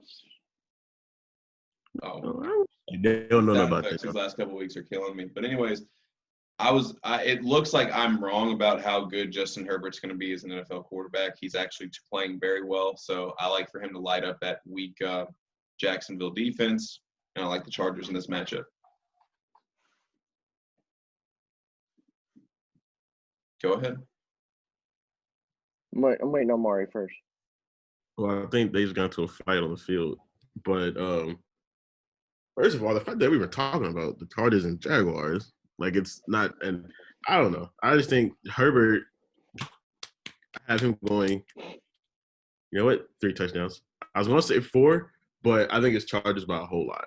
I don't think we shouldn't even be talking to put much thought into this game. I told you so, pal. I told you Justin Herbert was an NFL quarterback. This is a very weak Jacksonville team, weak defense. I got Justin Herbert having a great game in this one. I got the Chargers winning this one 31-17. Broncos in Kansas City. There's multiple quarterbacks in the league that are currently playing right now that I refuse to go against, and Mahomes is one of them. Coming off the win against Buffalo, bouncing back from their loss against Las Vegas a couple weeks ago. I think the Chiefs continue to ride high against a divisional opponent. I still don't know what we're going to get out of Drew Lock, or still seeing inconsistencies within the Broncos as a team. So I'm liking the Chiefs in this matchup. Yeah. Another topic we really shouldn't like drain ourselves on. I wouldn't be surprised though if the Broncos at least attempt to put on a fight though. Put up a fight. I'm sorry. It is a divisional game. It is a rivalry game. If the Broncos were fully healthy, I would give them a way better shot at winning this game. Absolutely. But unfortunately, injuries happen in the NFL. Broncos are right now injury riddled. I got the Chiefs winning this one 34-24. I think Lock's able to keep it somewhat interesting, but it's Master Chief. It can't. No, the two of the rules we have here on the podcast is one of them is we don't bet against Patrick Mahomes. And I'm glad that you're actually jumping on the bandwagon of calling him Master Chief. You used to call him the homeboy. Sorry, that he's name still my homeboy. That name doesn't ring as good of a bell as Master Chief. Master Chief is just an awesome nickname. How does my homeboy not ring a bell? It That's literally what fits in with his name. I'm saying it's not as – I just can't get behind it as much. It just doesn't have that catchphrase, that catchiness to me. Master Chief is just so much cooler. I was even listening to the JJ Redick podcast not a while back, and they were even talking about some of the best nicknames. I would definitely recommend listening to at least that segment because there were some just awesome nicknames, some that I didn't even know about. But not to get too off topic because Klucas has to finish up his segment. Sunday night football. I got moved to the Sunday night game. Russell Wilson in Seattle versus Kyler Murray in Arizona. Well, first of all, I think this is a matchup against two very dynamic quarterbacks in the NFL. But at the end of the day, I think Russell Wilson, it's hard for me to go against him. I'm also not liking the way Kyler Murray is playing. Even in the blowout win over Dallas last week, Kyler threw 9 of 24. So he's playing very inefficient right now. I think Seattle has enough playmakers to make enough stops for Russell Wilson to go out and do his thing. So I like Seattle in this matchup. That's tough. I like the Cardinals in an upset right here because I actually didn't know that stat you just said about the 9 of 24. So that kind of put the damper in it. But I just love the Kyler Murray, DeAndre Hopkins connection. So I'm going to have to disagree with you on that respectfully. Well, you are entitled to your opinion. Yeah, I got Russell Wilson in Seattle pulling out another nail biter. For them, I got the Seahawks winning 37-33. Both teams struggle on the defensive side of the football. They both have high-powered offenses. This could be a very high-scoring game. And then Monday Night Football. Chicago is in LA taking on the Rams. I like the Rams in this matchup. For all the teams that are, 5-0 or undefeated, the Chicago is the most least impressive team to me. They have a very good defense. I feel like their defense makes enough stops, and it's almost like they make enough stops and they score just enough to maybe pull out with 5 wins. So I still like the way the Rams are playing better. I think they impress me more on both sides of the ball as far as how they play week in and week out. So I like the Rams in this matchup over Chicago.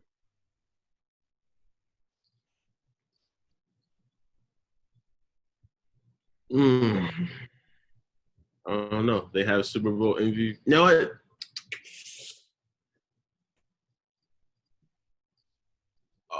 It's tough. I'm going to go with Nick Foles. I'm going to go with the Bears. That's interesting. I'm going Rams. This is going to be both teams play really good on the defensive side of the ball. But at the end of the day, I trust LA's offense a lot more than I do Chicago's for obvious reasons. So I got the Rams winning 28-24 over Chicago. And now we will let Les and Mari go at it. Okay, first of all, Mari, why do you not buy the topic of that you don't buy the fact that Justin Fields is better right now than Lamar Jackson? I want to hear this. You're saying, and stop me when I'm wrong. You're saying Justin Fields right now at Ohio State, right? Right now. Right now, right this second. Is better than Lamar Jackson right now in Baltimore. Yes, I am.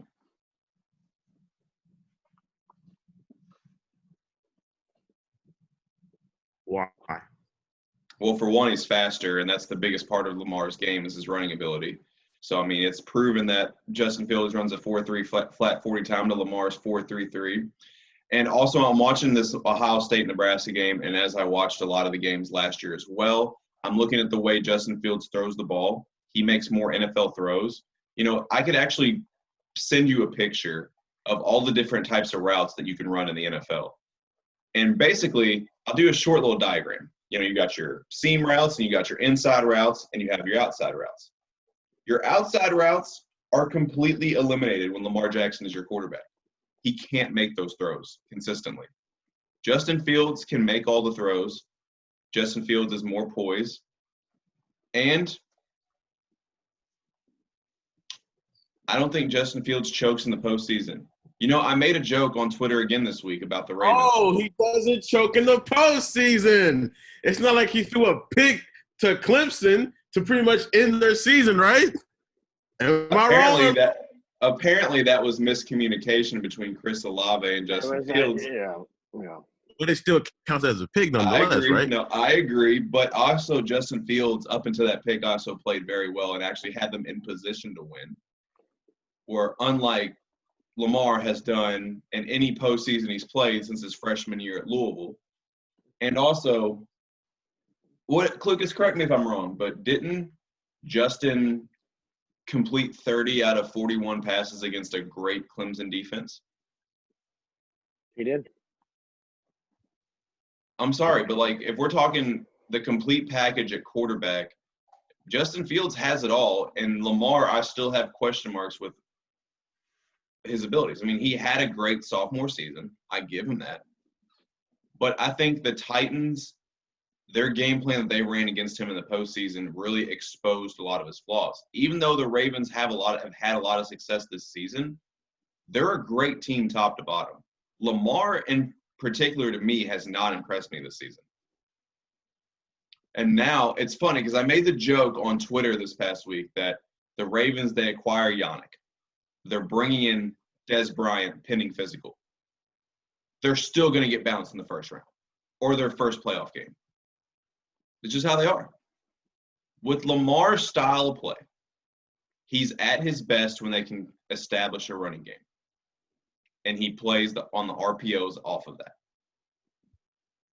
That type of ground and pound style does not bode well if you get an early lead against them. It eats clock, it eats time, and limits their chance to come from behind. Sorry, I like my – don't get me wrong. It's nice when you can run the ball like Lamar. But for my quarterback, I want a bare minimum of a guy that can make all the throws. And Lamar's just not it.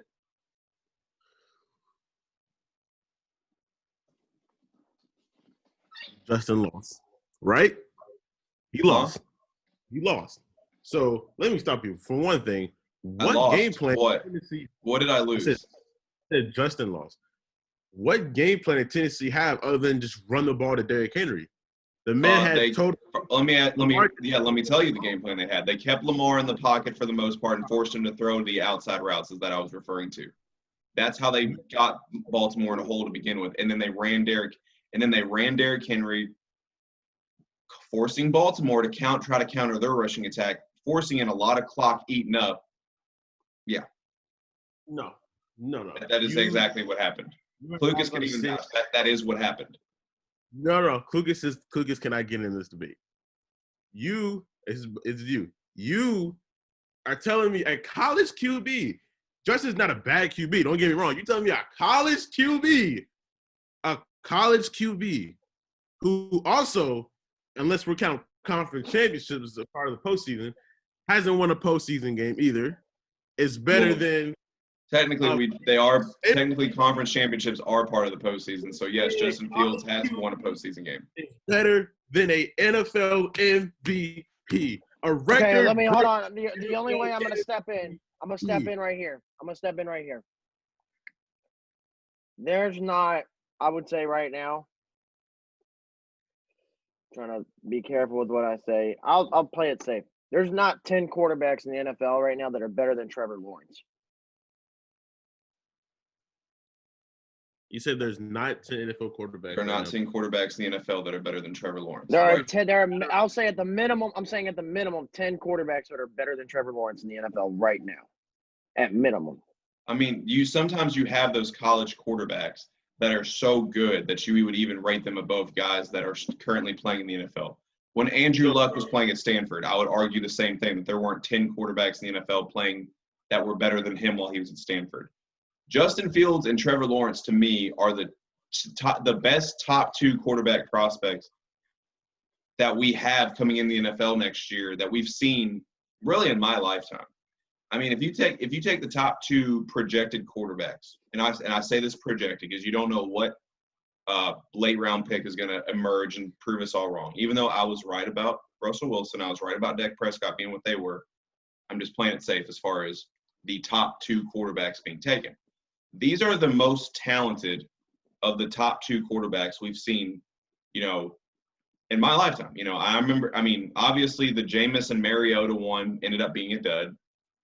We have a little bit of something with Jared Goff and Carson Wentz. Andrew Luck and Robert Griffin probably would have definitely been the best up to this point if it weren't for it was robbed from us if it not for injuries. And then that you'd have to go back to 2004. This year's quarterback, even though they weren't 1 and 2, this year's quarterback class between Burrow and Tua is still up for debate. It's still pending. So let me ask you this: if the Ravens, that still counts, Klucas, because that's still that conversation of who is better between the top 2 quarterbacks. It's not getting the momentum this is, but for some ungodly reason, if the Ravens had this Justin Fields, you would start Fields over Lamar. Yeah. Yes. You're 100%. I'm not. I'm just saying. The only thing I would say is if Justin Fields walks into the NFL and you were just to swap Lamar and Justin Fields, I might trust Justin Fields to take that team farther in the postseason than I would Lamar. I can't believe what I'm hearing. I've been led astray, bamboozled. I never thought I would hear this from you two of all people. You're really saying this kid is better than this recent, by the way, NFL MVP? Yes. No. Stop the cap. Take the hood off. There's no cap. Justin Fields is a better quarterback right now than Lamar Jackson. You guys are capping. You're capping. I remember when I came up to you guys and I told you after that game, Lamar had a great game, and you told me it didn't matter because he lost. Right or wrong? It didn't matter because he lost, right? No, you're right, but which game are you talking about that he lost? It was the Tennessee game in particular. Are you talking about because we were talking about it didn't matter because he lost, and you're talking about the numbers that he put up were great, and we're telling you that he put up a lot of garbage time numbers is what we were talking about. Yeah, and that argument – that was the point. Like, it gets on my nerves because the kid is trying to make a comeback. What do you want him to do? Do you want him to just kneel the rest of the game out? Like, come on now. He's trying to make the comeback. But he's also getting a lot of yards when Tennessee's defense is lighting up. The difference, if you're going to compare that to Fields' losing performance against Clemson, Fields is consistently making plays throughout the game to keep Ohio State within striking distance. Whereas Lamar is racking up having his best plays when Tennessee's defense is lightened up, thus racking up garbage yards. Hold on. Justin Fields, his style of play, he can play from behind. Lamar Jackson cannot play from behind. His style of game is built off of get an early lead, run the clock out, and play defense, and then have his team play defense. That's what they're built off of. They go behind 10 points, they're done for because there is no vertical outside game to get a quick score. There's none of that. So, yes, when you say Justin Fields is a better suited quarterback for that reason, yes, because Justin Fields' game can be built to play from behind. Lamar's cannot.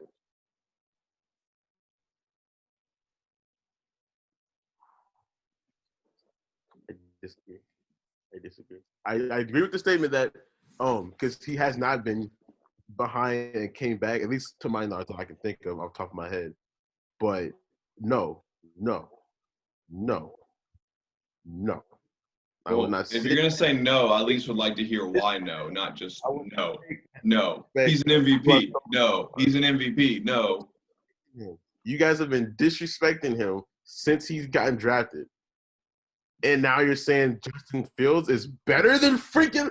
I don't even like saying it because it's not right, bro. Well, you said half of it. Now I need you to say the other half. I feel like you guys pre-planned this debate to get We under my actually skin. didn't. That's the best part. We actually did not pre-plan this debate. This totally just came up. Les, bro, look at me and tell me that you believe that statement. There's no way you believe that. Justin Fields is a better quarterback right now than Lamar Jackson. Stop the cap. You see Mize. Why are you capping so much? I'm not capping. I like my quarterback to be able to make all the throws. I like my quarterback to be able to play from behind. And it helps that he's also a faster quarterback too. He's a faster quarterback than the guy who's known for his legs. Right. Okay. You see my eyes? First of all, I didn't blink once. Lamar ran the 4 in 2015, all right? Okay. He ran it his last year at U of L too.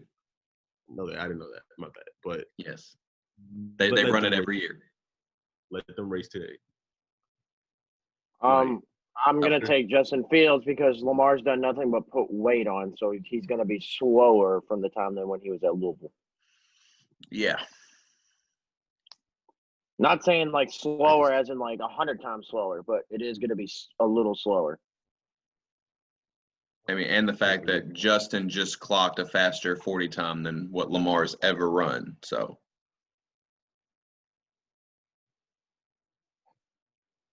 So anyways, Mari. Now, I think this comes in the next – I think that this is where you're going to have a bunch of explaining to do. Because I'm noticing a common trend that for whatever reason, Louisville fans hate not just Baker Mayfield, but Johnny Manziel. So with you being a Louisville fan, I really want you to explain this hatred. I can speak for the entire Louisville football team when I say, first of all, let me stop you with the Johnny Manziel. I love Johnny Manziel, but I can tell you why people hate Baker Mayfield, and it was because Lamar's Heisman year. To us, hey, I suffered from it too. We think and we thought because of how Lamar was playing, it shouldn't have been a conversation for who was winning the Heisman, and throughout different weeks, they were throwing different names in there every other week besides Lamar Jackson. Lamar didn't really get his praise until after the Florida State game. And all we heard – the third game of the season? Yeah, but we knew like during the that was his first tough opponent, though. Yeah, but we knew during the offseason. Okay, there it is. I was waiting for it. No, yes. we knew it was after the Texas A&M game. I do want to point out touchdown Justin Fields. It's my time. My man hit the B button on that one. So the problem we had were as Louisville fans, and we're always gonna come up as biased when we say Lamar Jackson is better than anybody. We felt like still to this day that Lamar was better than Baker. But all these anchors, and they had a right to at the time because he led Oklahoma to the college football playoff. All they said was it's not a debate. Baker is better than Lamar, and that's all we used to hear every day. When we brought up Lamar at any type of college football conversation, a lot of people wouldn't even have him in the top 5, let alone top 10. So we felt disrespected that everybody's like Baker this, Baker that, Baker's this, Baker that.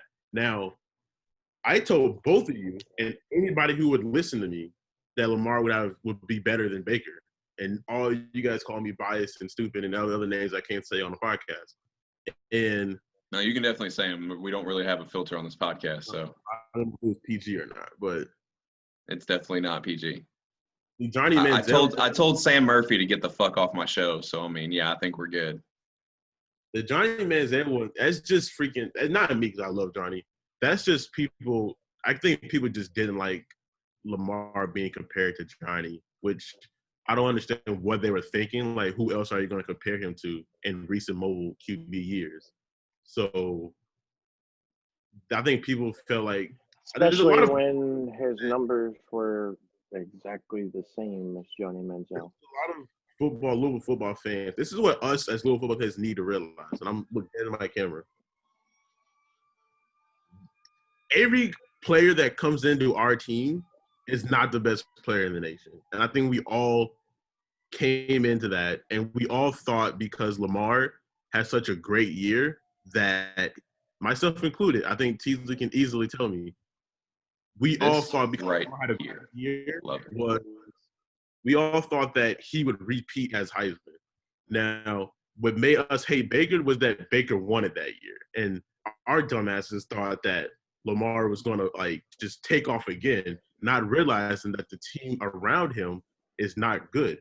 And we didn't realize that until he left. Like, I think we went 8-5 that year.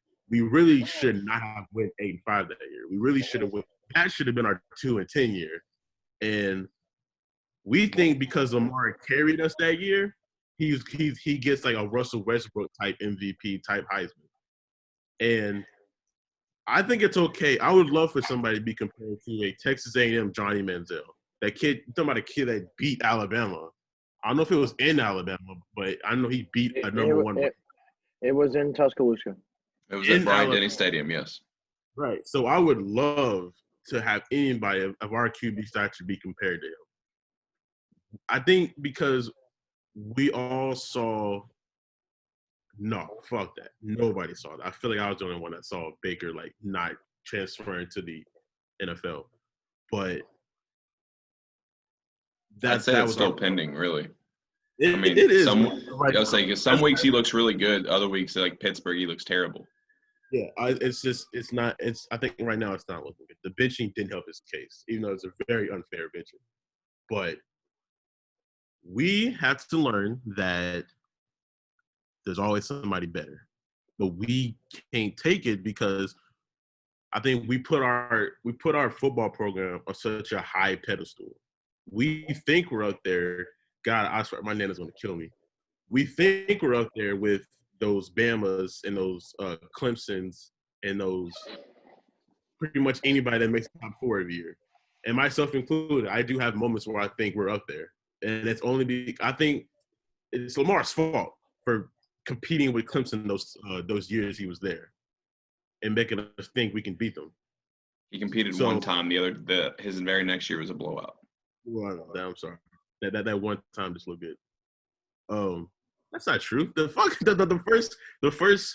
first from 2015 when we joined the ACC. His freshman year, it was like a flip-flop game. It was a competitive game. That was Deshaun Watson's last year at Clemson. Or no, sorry, second to last year. That was his sophomore year. Sorry. It was a competitive game because I remember Louisville picked him off like 3 times that game. Yeah, I'm pretty sure Clemson won by a game-winning field goal. Yeah, it was Will Garner through a probably the shittiest Hail Mary I've ever seen. And the first 4 years, yes, we completed with Clemson, but after Lamar's last year at Louisville, that was like the downfall of us ever competing with Clemson again. And that's our issue with Baker. I think I kind of went off the rails a little bit, but that's our issue. We just felt like Lamar was better than Baker. College-wise, I'll give it to Baker. He led his team to the playoff. We freaking Klucas made me eat shit. We freaking choked our entire season away that year, and that still haunts me to the day because that could have been an easily college football playoff team, and we let Houston dick us, and we let Kentucky. No, Lamar shit the bed. I'll put it to you like that. He shit the bed. Why he didn't go down, I'll never know. I'll never know why he didn't just fall down. Instead, try to get extra yards. So that Kentucky game, I think I told Klucas, that Kentucky game was the downfall of our program. Like we have not been the same since that game because you don't take a freaking son of a bitch, man. What just happened? I think Mari's broken. You don't lose a game like that to your rival. That could have been any other team, and I probably wouldn't have cared. But you don't lose that game to your rival. That game started a downfall of, like, just bull jive for us. 6 turnovers by the Heisman Trophy winning quarterback. And I hope, and I'm probably gonna tag him in it. A Heisman. Yeah, it's. I think it's fair to give out the Heisman like before the bowl games. I know TZ made a comment that year saying that they should give it out after because Lamar wouldn't win it. Like, no, he probably still he ran away with it really quick. So I went off like a tangent, but more to the story. That's why we hate Baker, because we feel like Lamar was better than Baker, and that's all we would hear. So there's your. Yeah, I called it. See, I just love the delay though, because like I'm literally every time I do that, it means Ohio State's about to score or something. Yeah, And I'm not paying attention to you anymore because of that. I figured as much. But let me explain, at least to Louisville fans, why Baker won the Heisman that year. I mean, not only were there all-purpose yards neck and neck, analytically, as far as completion percentage, QBR, impact, pretty much adjusted yards per pass, all the pretty much analytic numbers that matter, Baker was ahead of Lamar. Total touchdowns at the time of the voting, Baker was ahead of Lamar. Wins against top 25 teams, Baker was ahead of Lamar. Wins against top 25 defenses, Baker was ahead of Lamar. As bad as of a defense as Louisville had that year, Oklahoma's was worse.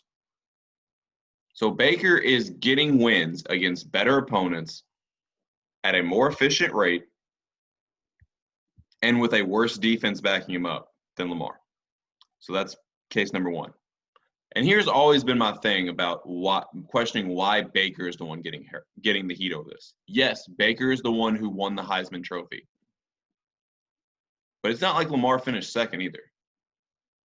Bryce Young finished second. So my question is, but I don't hear you all hating on Bryce Young. Bryce Love. Bryce Love. From the running back out of Stanford. Bryce Young was still in high school. Freshman. I would say Bryce Love. I apologize. Bryce Love, running back out of Stanford, finished above Lamar in the Heisman voting. Where is the hatred for Bryce Love? Because he's now go to the NFL draft. Obviously, Baker went number one. Yeah. But there were 5 quarterbacks drafted in the first round. 4 went above Lamar. Where's the hatred for them? I think it's because Baker was considered the best. So, and we feel like Lamar was the best. So that's fair. Yeah, that's where that comes from. I will say though, because you don't believe me, Shannon Sharp said it on one of the Undisputed episodes.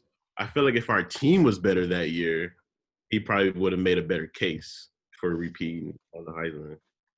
More than likely, yeah. But, you go 8-5, you lose, you shit the bed against a lot of teams. I know our only ranked game we won was against Purdue. I think it was – no, that was not Purdue. I'm sorry. I don't think we beat a ranked team that year, to be honest with you. We played ranked teams, but we didn't beat them. Exactly. It was that, and the Clemson game, I think that's what really murdered his Heisman hopes, because we thought that this was finally the year we were beating Clemson. And nah. But I mean, I gave it to Baker. He deserved it, but I don't think he deserves it for. I didn't think he deserved to be number one. To be honest with you, now that threw me off. Alrighty, so we got all the Baker debate out the way now. You have any more questions? I want to move on to a segment that me and Mari have been so hyped to do since we found out Mari was coming to the show. And for the first time on the Less is More Sports podcast, we are going to have a WWE segment. And I don't think you could have two better co-hosts for this part of the segment than me and Mari. No, trust me. I couldn't sleep last night. I was like, man, I cannot wait to go head to head with this dude in the morning. I think I'm gonna sit back and just enjoy the show while I update the Twitter page on. Mari, so what do you want to start with? We said we were going to do 2 different things on this. So which one do you want to start with? I wanted to go segments. because there's a segment that I feel like goes under the radar and nobody talks about. And I watch it like 30 times a day. It's when Kevin Owens won the Universal title. When Hunter came out that crowd and pedigreed Roman. Tell me I'm wrong. Did we all not think Seth was winning that title? 100%. And even Seth thought he was winning it because it was smile Seth and KO. Bro. Seth and KO in the ring. They were both just like, what? Right. You cannot And then you just see Seth. And then you just see Seth walk behind Triple H like, ha, ha, ha. And then all of a sudden. And they said, boom. And Michael Cole's reaction and Corey Graves had the best reaction. Michael's like, whoa, whoa, whoa. And Corey's like, whoa, whoa. And the smile Seth had told the story. Like, he knew he was winning this. And even then, Triple H turned on Seth, and Mick Foley was still pissed that Kevin Owens won. And then the look on Kevin Owens' face as soon as Triple H hopped out the ring. And the crowd's so because the crowd's like, pin him. And Kevin's like, and like when he scored the pin, right? Remember he looked up to Triple H, still in shock. And the fans chanted, "You deserve it." And the next week, Kevin shuts all that shit down. He's like, I don't need 20,000 fans telling me I deserve it. I know I fucking deserve it. And I'm like, bro, that's how you play the heel character. That's how you be a heel. Like, because of that storyline. Yeah, because I mean, we all thought Kevin Owens was going to turn face after that. I didn't think that. Once he shook Hunter's hand, I knew he wasn't turning face. Like, I didn't think I thought they tried to fizzle him out the next week because Seth's issue was with Triple H, and he was yelling at Steph. And Kevin, the greatest line of that year probably, he goes, Seth, I feel like you're not getting it. This has everything to do with me. This is the Kevin Owens show. Haven't you heard?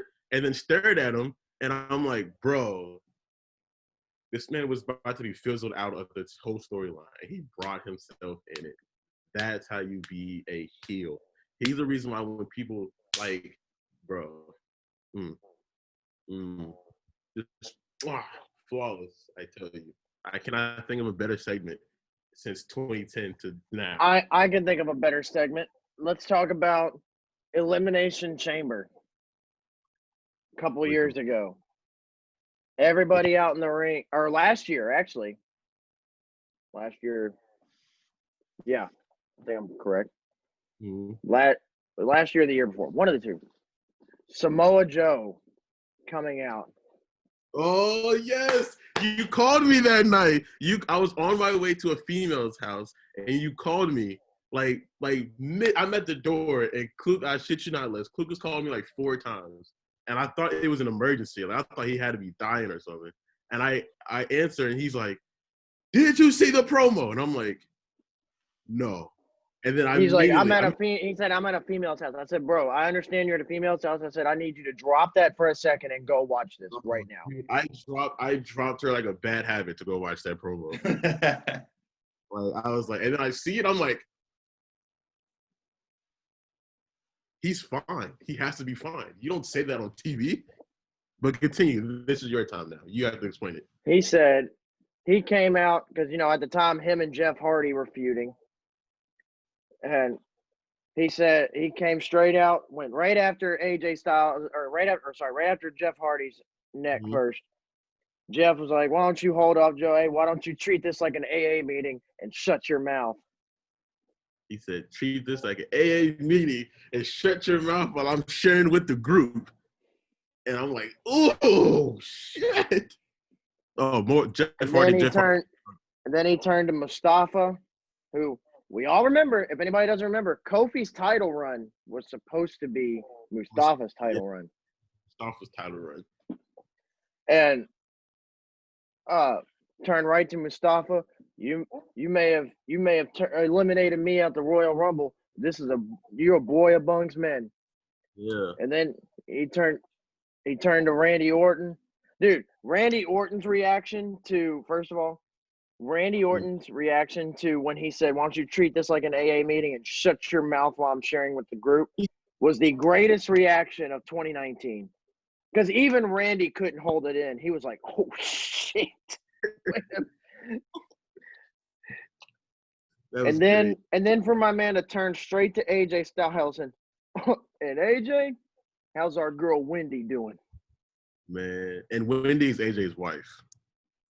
And that was, first of all, you skipped Orton's this when he was like, I said, Randy, I know I need to size up with you, but when I defame the Viper, trust me, it ain't going to come from nowhere. And I feel like that wasn't scripted. I feel like they gave Joe a mic and they told him, hey, murder We need everybody. you to go out there and roast everybody. Like, roast everybody. No filter, no nothing. He said, no filter, bet. AA meeting. Let's go. I'm going to ask you, because it reminded me, they're not on the same level, obviously, but it reminded me when Enzo Amore roasted the entire cruiserweight division. Like, he took out the restraining. You know what's funny? I actually just watched that last night. That was too funny. He was like, won't you bust a move for me? I know you're good at it. Like, restraining order in hand and going one by one, roasting everybody. Now, I know for sure that wasn't scripted because the wrestlers he was roasting were even, like, getting kind of pissed. Like, wait a minute. Okay. Taking it a little too far. And what's his name? TJ Perkins, a.k.a. apparently Manic and TNA. Yeah. He was on a podcast and said that he wanted to punch Enzo Amore so bad for getting on him. And I'm like, bro, that's how you win over the crowd. That is wrestling. I mean, and then when he roasted the Dudley boys, I got the gift of jab and the gift of jab, and I'll put that lazy eye right back to work. I was like, oh, wait a minute. I wish his wrestling career like was longer than what it was, man. But he kind of shot himself in the foot, dude. I freaking love it. Another segment that I'm thinking about is I watch it a lot. I think you'll love this. It's CM Punk and The Rock segment. It was 3 weeks before Rumble, and The Rock was trying his hardest to embarrass CM Punk. Like, I mean, trying his hardest. I've never seen him throw out so many jokes. He called him Cookie Puss. He made fun of his tattoos, like all that stuff. And Punk sat there with a poker face and said, like, ooh, it still gives me chills. Are you talking about when he looked at him and said, your hands are just too small to box with God? Dude, he murdered The Rock. The only thing that saved Rock that night was Rock botting him. That's the only way he can get out of that promo alive. Because he goes, all your little kitty jabs and your little playground insults, they can't leave a mark on the champ's face. Understand, and you got about 3 weeks to realize this. Understand, when you step in the ring with me, you're going to find out, like every other man that found out, that your arms were just too short to box with God. And the crowd went, ooh, and I'm like, bro, I've never seen The Rock get, like, promo destroyed. Speechless. Yeah, like, I think The Rock was even, like, the last time we saw The Rock that speechless was when Cena brought up the writing on your wrist for the promo skill, the promo, whatever he was doing. I don't know why you would write on your wrist. Like, we all can't see that. Like, you're not that black, dude. Like, we see it. Come on now. So that segment still gives me chills.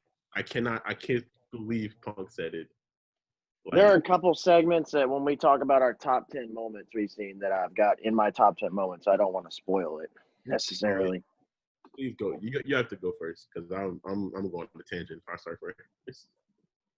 I figured you want to do top 10 moments now? Yeah. So I figured we'll go back and forth. We'll start from 10 and work our way to 1. I'll say my number 10, you'll say yours, and we'll just go back and forth. Right. All right, so my number 10, I know it's probably higher on your list, but my top 10 moment was AJ Styles' debut. For it to be at the Royal Rumble for one, major pay-per-view, you know, the face of the company at the time, Roman Reigns, was the only one in the ring.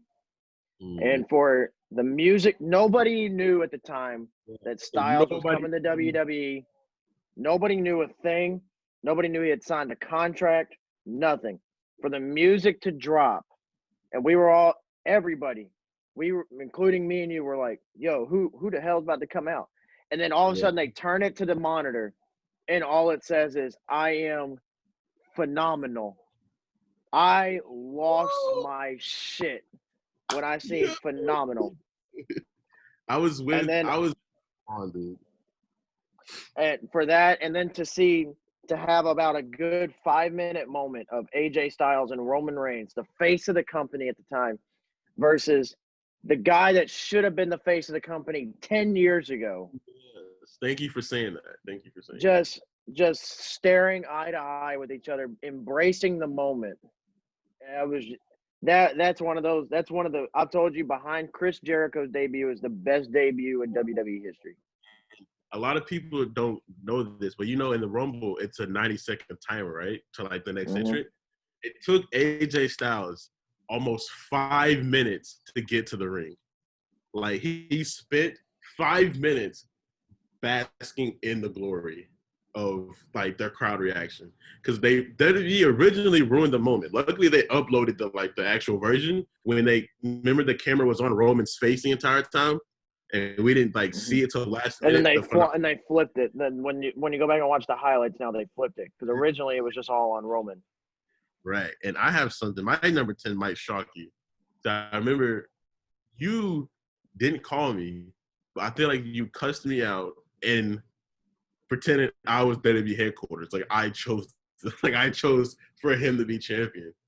And my top 10 moment, it gets no credit, but it's a big moment when Jinder Mahal won the WWE title. I feel like that's a big moment in wrestling, because who the fuck saw that coming? Who the fuck saw my man coming straight from 3MB straight to a WWE champion?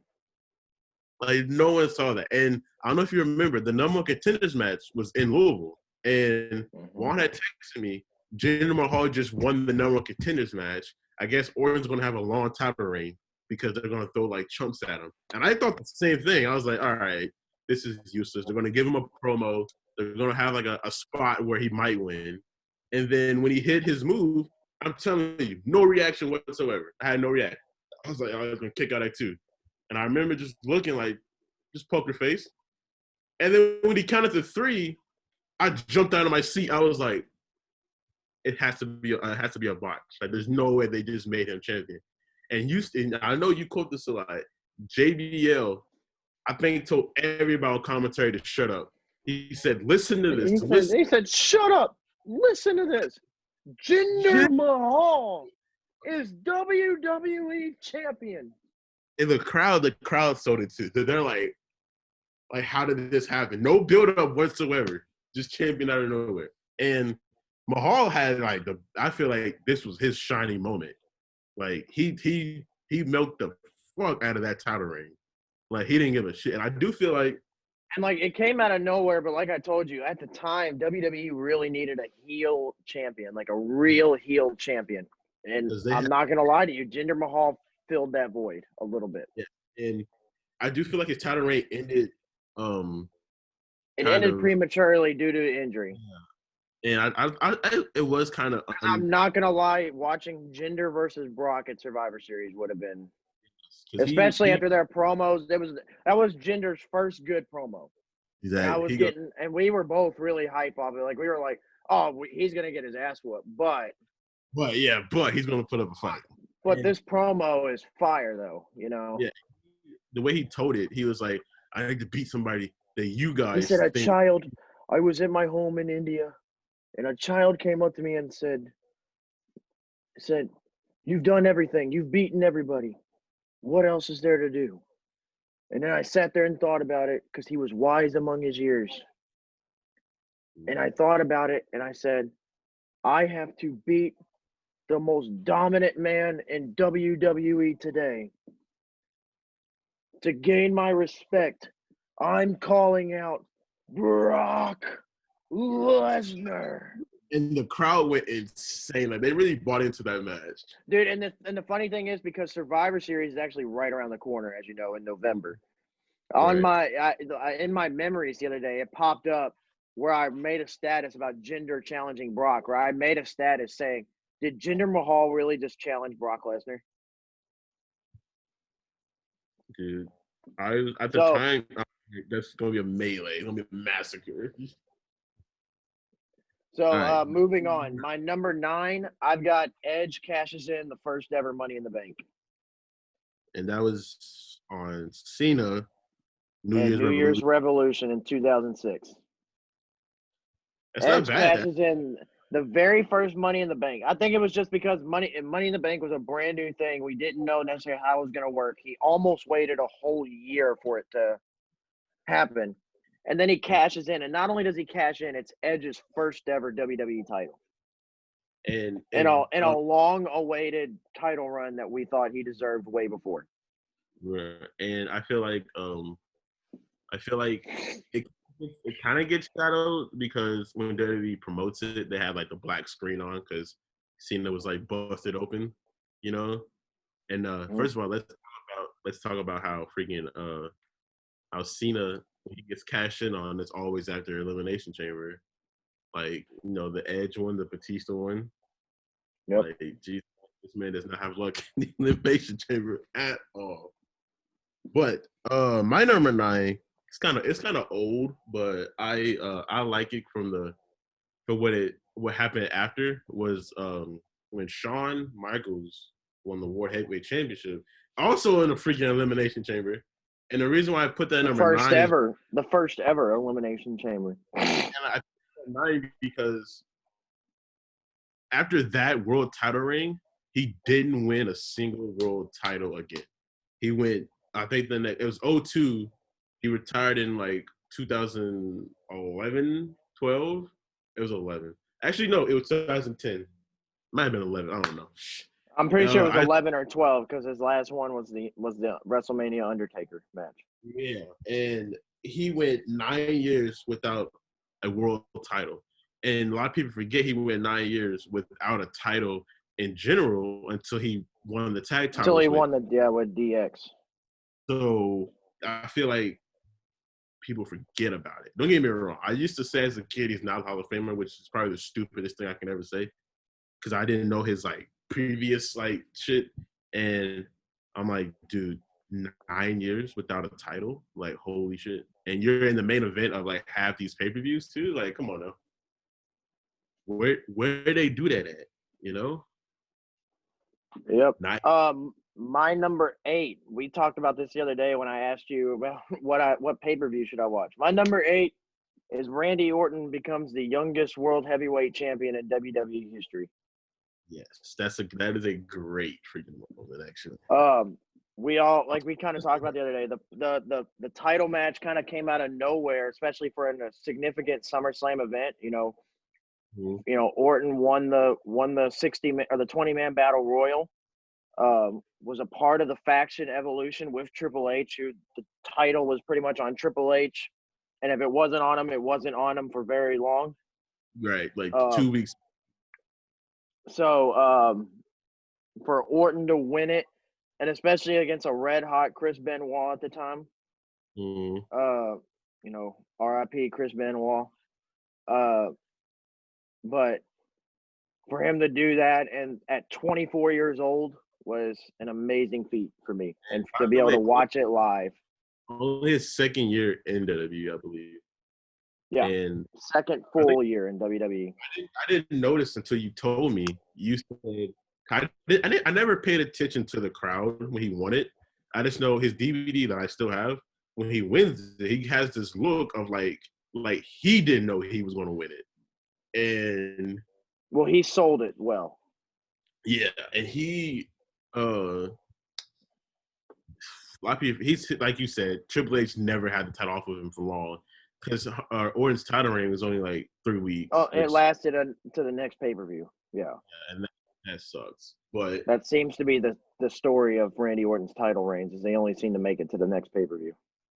I feel like, but I love the moment. I'm surprised it's number 8 on your list, but my number 8 I got some really good ones. So my number 8 is first of all, my number 8 and my 7 are kind of like back to back, but like number 8 is when Kane debuted at Hell in a Cell, mostly because the commentator sold it, and this dude Kane, probably in the best shape of his life right there, at standing at 7'1", like holy shit, is walking down the ring with Paul Bearer right after the whole, Kane burnt his house down playing with matches, killed his family.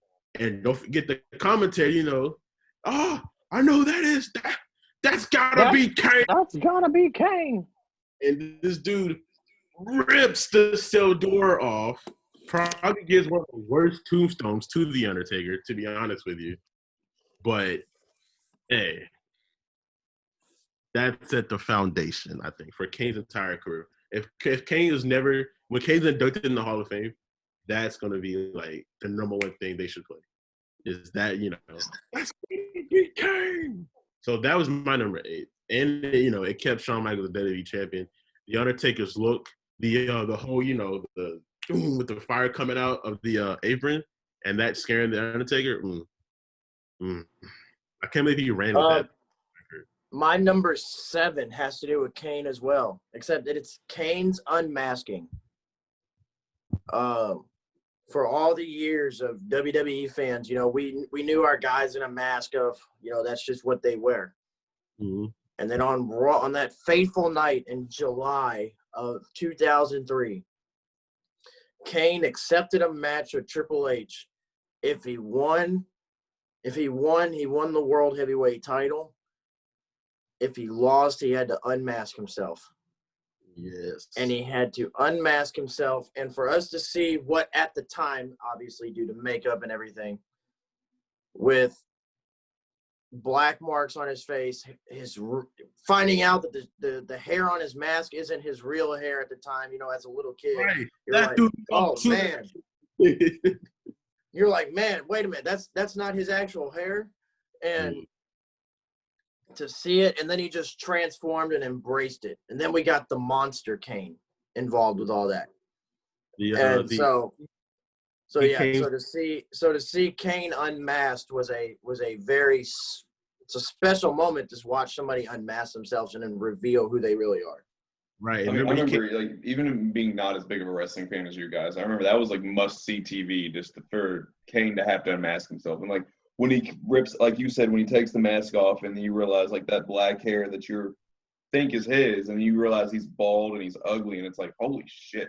And then he goes on to star in a movie, See No Evil and all that stuff, and now he's mayor in Knoxville, which is crazy. Yeah. Remember, he came down slamming citizens through tables. He used to walk down the ring in shackles, like the state asylum on house arrest. Yeah, like let's not forget that after he unmasked himself, my man set good old JR on fire. Yeah, he just help. What? My number 7 is the Undertaker's debut. Trust me, my top 5 is gonna make you squeal because it's. Yeah, but number 7 is definitely Undertaker's debut. Well, see, I could have done. See, the way I did my top 10 based off what I've seen personally. So, so that's what because like I could have added like obviously Chris Jericho's debut, stuff like DX invading WCW, and stuff like that. But that's just I just like. I did. I mean, I'm not bashing your list at all, but I just did mine based off what I've seen personally. I think you should bash his list. Oh, here comes list. But go ahead, Mari. You're number 7. Oh yeah, it was the Undertaker's debut. Another 7-footer coming in and into a sport like where 7-footers are like very rare. And I think they're perceived as slow. Well, and we also know how Vince McMahon likes his 7-foot tall, sweaty big man. Yeah, hey. That's him. That's him in his office. Every time a 7-footer walks in. And that was my numbers. I'm not gonna spend too much on it because I'm actually. And listening to the $1 Million Man, everybody has a price. And my mystery partner from Death Valley at 325 pounds, The Undertaker. And then listening to the announcers. Oh my! Look at that ham hock. The size of that ham hock. You feel like the whole eye rolling. My next 3 have to do with Undertaker, and I'm gonna kind of I'm gonna do 6 and 5 back to back because they play a part. Right. So number 6 was watching The Undertaker get buried alive in 2003. Because at the time, as a then 7-year-old watching a WWE superstar get buried alive on national TV, not really knowing obviously that's fake, but I'm just like, yo, they just actually killed this man on live TV. like, yo, wait a minute. Like, and then as a kid seeing that, you're like, well, we'll never see Undertaker again. And then that ties into number 5, Undertaker's return at WrestleMania 20. Going from the American hero on the motorcycle back You are right. You are right. Because Kane, remember Kane? He couldn't freaking believe it. He's screaming every day, I buried you. I buried you. And watching the promos leading up as a little kid going, no, he's not coming back. The man's dead. What are y'all talking about? Like, he's not coming back. Like, and then seeing the Undertaker come back to Dead Man Undertaker, and obviously that's what he stayed as for the rest of his career. Those were two like number 6, watching somebody basically die on national TV, and you're just like, oh, we actually decided this happened. And then just watching him walk out at WrestleMania 20 as a 7-8-year-old, and you're like, yo, wait a minute, he's alive? What kind of David Copperfield stuff is this? That's funny, dude. Yeah, that's my number 6 to number 5. I'm cracking into my top 5. So my number 6 is it could have been higher on the list, but Vince McMahon effed it up. It was when Cena and Batista both fell out the ring at the same time at the Rumble. And Vince tore both quads. Or both quads trying to yell at everybody. And what I never noticed as a kid was Cena actually won that match. Like, Cena's legs hit the ground last. And I was told that Cena did that on purpose because he didn't want to lose a Rumble. But at the time, and still to this day, how many times can you say a Royal Rumble went into overtime or went into sudden death, whatever they called it back then? And a guy got eliminated technically 3 times. Yeah, and you mean tell me, like, and Vince, dude, I know he was steaming mad that they effed that up. But I could not take him seriously sitting down with both quads torn. Sitting down with legs up, just going. Right, just screaming at everybody. That's got to suck. And then all you hear is, without him having a mic, restart the damn match. Right. And then they said, we're going to restart. So, like, in my head, I'm like, yes. Wait a minute, are they about to bring all 60 guys back out here and we're about to redo this? I thought everybody was coming back out to do it. I want to go cracking on my 5 real quick. My 5 is, at the time I didn't like get on the hype train, so I was like, all right, whatever. But the WrestleMania promo, it was Daniel Bryan winning the world title at Mania, because I wasn't sold on it until the promo came out of him. It was the Imagine Dragons monster song. Yes, and it's I know. Going through like the shit he had to go through. And Triple H sold it with Daniel Bryan is not the guy we want. He is not going to be championship material. Hardcore fact of life. Some guys get to the top, some guys don't. And Bryan is like sitting there like, basically about to cry because they keep screwing him over. And then when he comes out, when Hunter's on commentary, bro, freaking commentary, he's hyping up this match. He goes, this is what it's all about. And Bryan comes out of nowhere and just attacks him. We didn't see it at first, but you hear Hunter go, whoa, whoa, and Stephanie's like, oh my God. And Cole's like trying to talk, but he's stuttering. And then the camera cuts to Bryan just beating the hell out of Hunter. Oh, that was great, dude. That was great. Fantastic goal, I tell you. All right, my number 4 has to do with Undertaker as well. But number 4, my top 10 moments in WWE history. The Undertaker losing his first WrestleMania to Brock Lesnar. I would. That's in my top 3, not top 4. But go ahead. Because I agree with you. That is kind of That's a huge moment in WWE history. It's definitely. I to think watch everybody There was no fan reaction. There was no nothing. It was just all. And the referee thought Even the referee didn't want to count. Yeah, like he had no clue. Like when he counted the 3, he was like, He even got up and was like, wait a minute, like, was I supposed to count that? Do you remember Paul Heyman's reaction? Oh my God! Oh my God! And Brock's just smiling. Just like, I told you. And I like that a lot.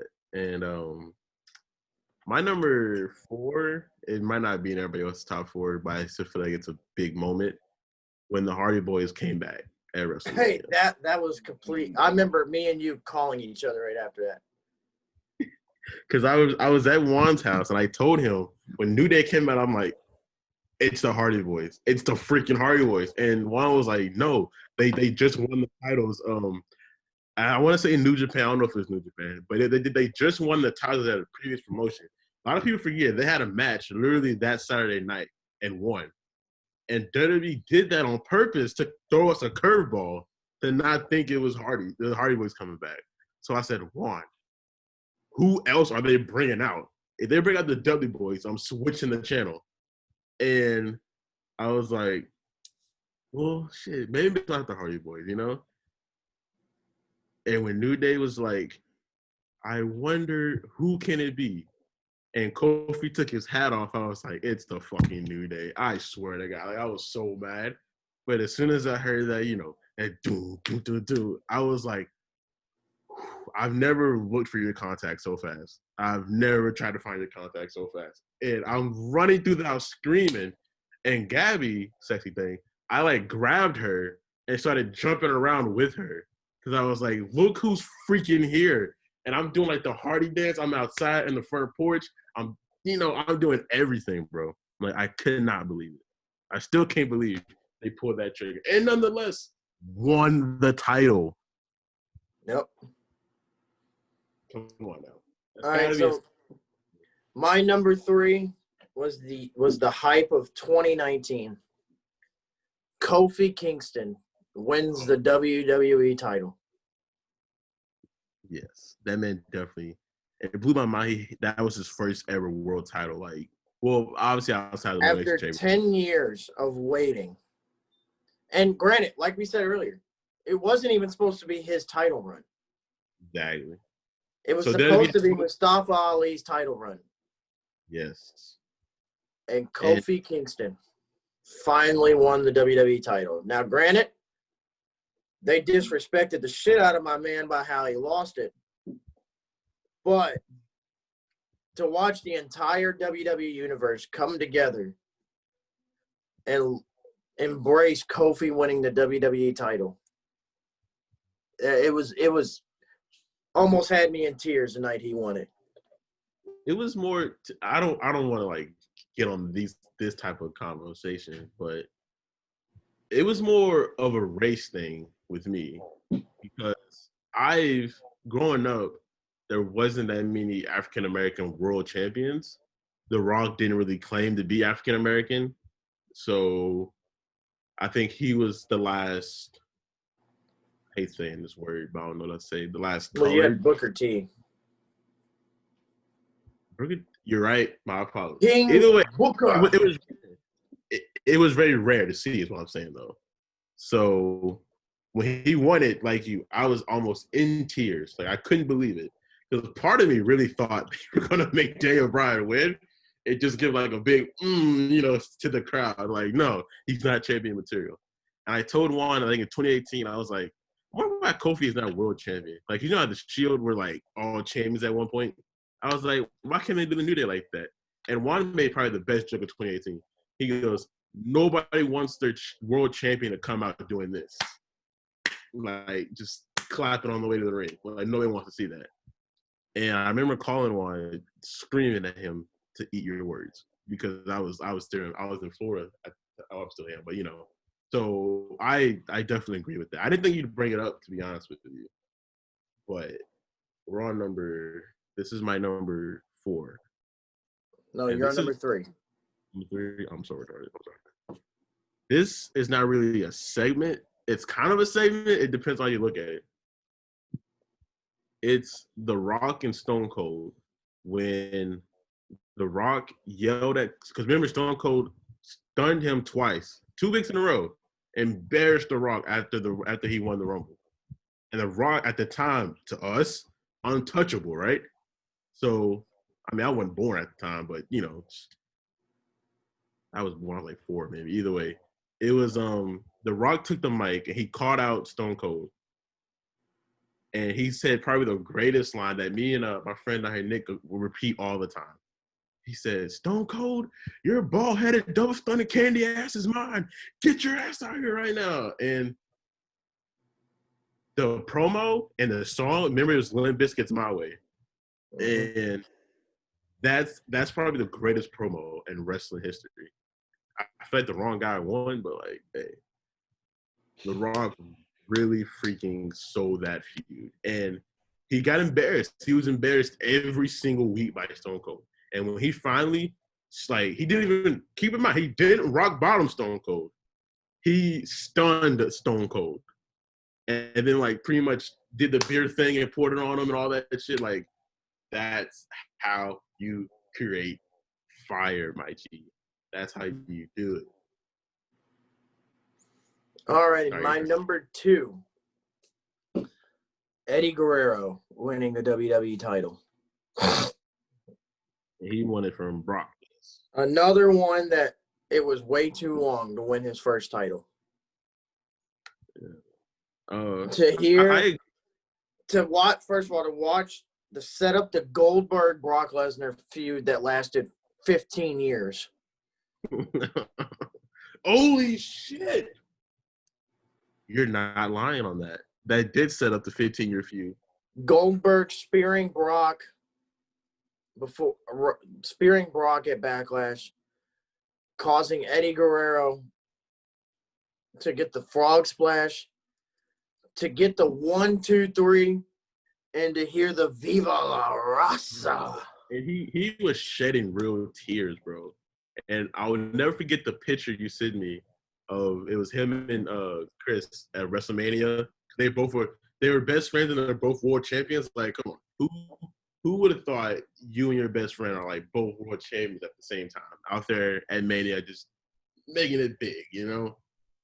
And it sucks though that both of them are like not with us no more, but it's still a great moment. But obviously it's a moment that we can't talk about, you know? But my number 2 may shock you. It's a Hulk Hogan one. It's when Hulk Hogan turned on pretty much the world and joined the NWO. And at the time, I think he was probably the longest babyface, probably still is the longest babyface in wrestling history. And the documentary I watched on it was people were starting to kind of, you know how when Cena won the title, everybody loved it. But then after his long-ass title reign, everybody started to boo him. Hogan was starting to, like, fizz out at the time. And he needed something to, like, remind people who he is. So what better way to do that than hit a leg drop on Randy Savage, and then you join the NWO, and everybody loses their fucking minds. And he takes a mic. And you remember, they were throwing beer bottles, water bottles, anything they could at Hogan during that segment. And he didn't even pay no attention to it. He said, you know who I am. You know who we are. This is a new world order of professional wrestling, brother. And like, I can't do it. Now, before you say your number 1, I feel like our number 1 was out the same because you haven't said it yet. I'm going to give you a hint, okay? You know what my number 1 is. Yeah, I think it is. I don't. I kind of want to hear it. My number 1 moment in WWE history. Hold on. I want to hit at it first. I think ours are the same. Here, I'll just give you a visual. You ready? Yeah. Yeah. Well, yes and no. Mine was the actual pipe bomb. The actual So that mine all ties together. It all ties together. CM Punk winning the title at Money in the Bank and walking out in the pipe bomb. Dude. The greatest off-script promo in WWE history. Bro, I'm getting, look at my arm, dude. I'm getting chills just fucking thinking about it. Like, who does that? Who does that? From Vince's mind? And I'd like to think that this company will be better after Vince McMahon's dead, but it's going to get taken over by his idiotic daughter and his doofus son-in-law and the rest of his stupid family. Like, I think the crowd was even more speechless. And when they started cheering him, remember what he said? He said, those of you who are cheering me right now, you are the biggest part of me leaving. Because you buy those collector cups that my face is in the cover of and then try to sell it, like, get an autograph from me at the airport and sell it on eBay because you're too lazy to go get a real job. And I'm like, hey, Colt Cabana, how you doing? Like, no, there's no better moment in wrestling history than that moment. That moment literally set the tone for his entire. First of all, that moment at the time saved wrestling. Yeah, because wrestling was ass water at the time, and you know what they were going to do. He got that touchdown. They're reviewing it right now. I know, but his foot was down. That's a touchdown. I actually tweeted that his foot was down. That's incredible concentration right there. Anyways, but the pipe bomb, dude, for him to just run out there and drop that on everybody. Exactly. And you know, and then to come back Sunday night, say goodbye to the WWE title. Say goodbye to John Cena. And he ripped say goodbye to CM Punk. Bro, that's so great. And you know their plan? And then at Money in the Bank, for Vince to try to screw Punk like he screwed Bret Hart. And then for Cena to keep Laurinaitis from ringing the bell. And then get hit with the STFU. Or to get hit with the go to sleep, the GTS.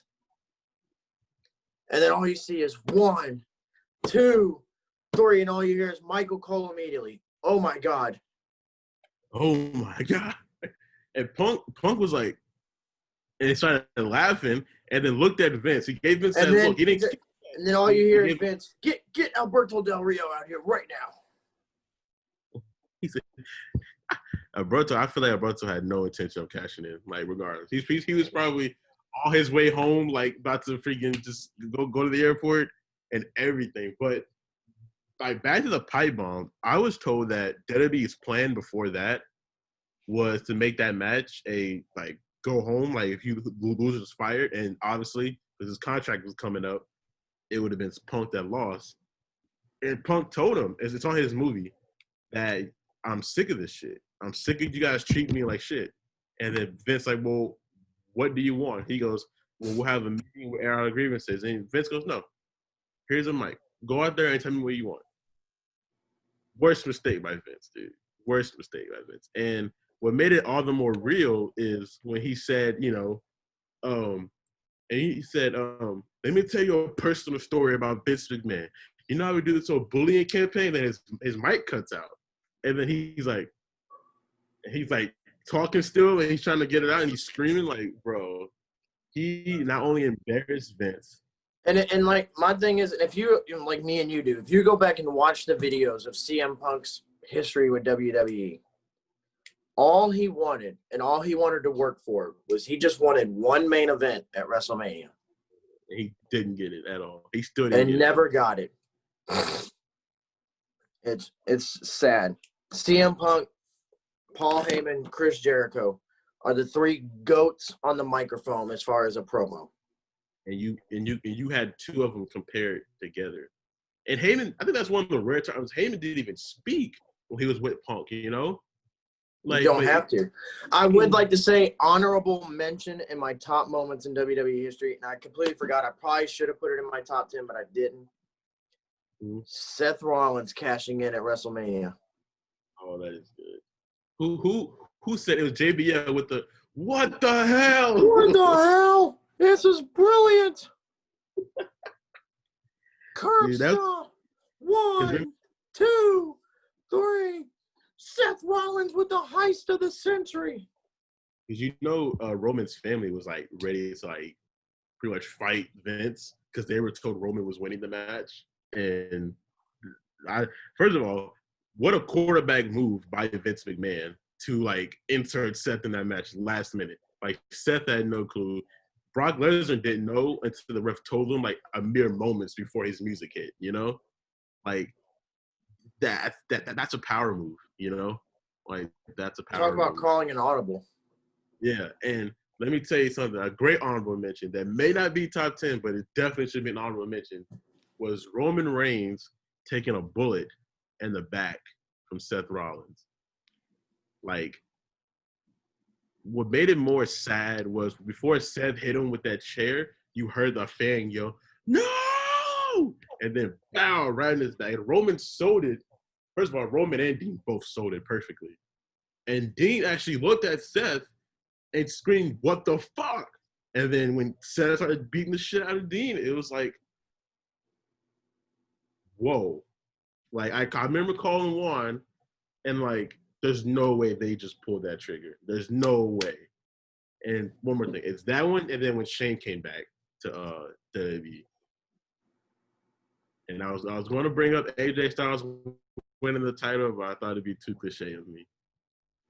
So, Les, great as a moment. non-WWE like watcher consistently like we are, do you have a moment that maybe you just saw one time and you were like, oh shit? I remember, it's funny, I watched WWE a little bit when I was a kid. It kind of just grew out of it a little bit, just lost interest as I got older. Nothing, not throwing any shade at all. I actually have a friend who's trying to make it into the WWE. So I actually share his stuff on the Facebook page from time to time. Again, I guess one of my favorite matches in history, I can't really tell you the year, but it was a ladder match between Triple H and The Rock. The Rock was my favorite wrestler of all time. I just loved it. I loved his charisma, loved his personality. Plus, dude's a freaking beast. But it was just but basically, it's back and forth, Rock versus Triple H. Well, then it got me so mad because towards the end of the match, China comes out of nowhere and just like nut checks The Rock, and he falls down, and Triple H goes up to climb the ladder and grab the championship belt. So that was one of the more memorable matches that I remember watching. Kind of goofy, something goofy that kind of struck my eye a couple of years ago. It was a match against Brock Lesnar and the Undertaker. I think it was during the Undertaker's farewell tour, or whatever the hell they wanted to call it. And it means nothing, but there's a part in the match where like they're both just gassed, laying on the mat, and Brock Lesnar just kind of like starts laughing, kind of like chuckling, but then Undertaker just gets his face. I'm like, to me, that was hilarious. So because I remember that it was Undertaker did his sit up, and Brock Lesnar tried to like imitate it and sit up too, and they just both looked at each other, and Brock just starts laughing because he's like, I can do it too. No, he sees Undertaker. Well, that was one of my favorite, I guess, recent memories.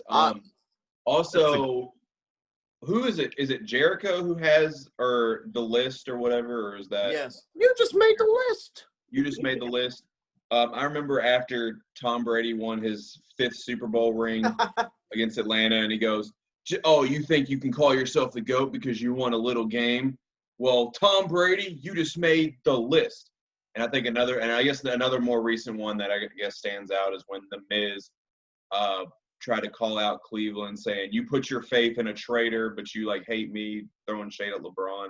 Dude, the biggest shade thrown at fans in WWE history, you know exactly what I'm talking about, is Elias and Kevin Owens.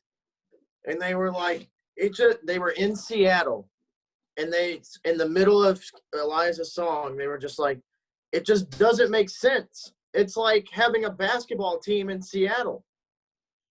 And the entire crowd boos. And I mean, it's a straight 5-minute boo. Yes. Before. They couldn't talk on the mic. It was so loud. and Kevin had to scream the rest of his promo. They would not, bless you, they would not let him speak. Like, I didn't know Seattle. I didn't know Seattle wrestling fans were that tight about basketball like that. And that's probably the loudest, longest boo since Roman Reigns after WrestleMania. Dude, Roman, I was just about to talk about that. That boo just walks out to the ring and gets booed. Stands in the ring. Just stands in the ring and just takes the boos for literally, I think it's exactly like 4 straight minutes. Because they literally told him, just go out there and embrace the boos. And that's it. And he just stood there and embraced the boos after beating The Undertaker. Just let it all sink in, and then literally just picks up the mic. This is my yard now. And drops it and what the dude? They were chanting. They were like, "Shut the fuck up!" And like, he didn't say a word, but every time he put the mic to his mouth, they were like, "Shut the fuck up!" And they're like, "Delete, delete, delete." Vince McMahon came out that night, and they were like, "Fire Roman!" And I was like, "Yes, bro." That's gotta be the most tight crowd I've ever seen. Like, whole. Woo-hoo. The one time I actually knew that Les was actually watching a wrestling event was at SummerSlam a couple years ago. I don't know if he was watching it with somebody, but I remember him tweeting, Braun Strowman and Kevin Owens had just had a match. And it was right before the Colts got their, like, really good offensive line. And I remember Braun Strowman coming out during the match, and I just look on Facebook, and Les makes a post going, I'm not really a fan of wrestling, but I see this Braun Strowman guy coming out, and the Colts could use him on the offensive line, you know.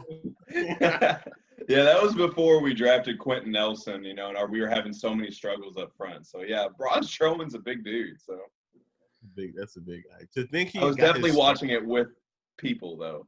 But I didn't know. Yeah, I didn't know if like you were with somebody watching, or if you were like actually just watching it on your own, or. No. But yeah, I just remember scrolling down Facebook and I see Les saying something about SummerSlam, and I'm like, Les?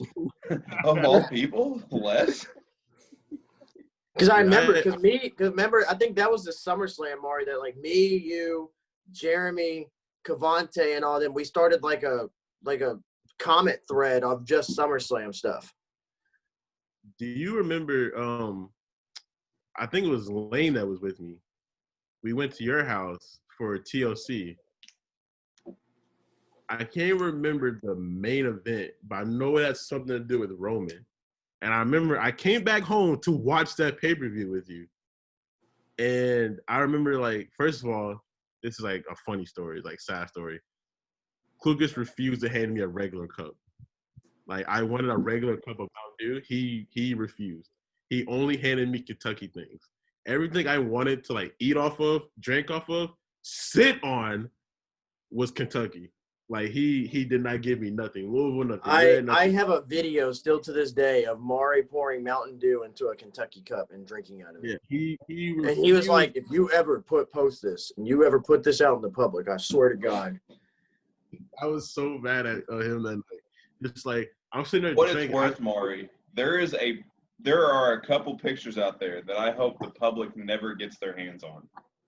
One is a picture at my grandma's house of me sitting on my grandma's front porch with a Kentucky basketball shirt with all their national championships up to that point on them.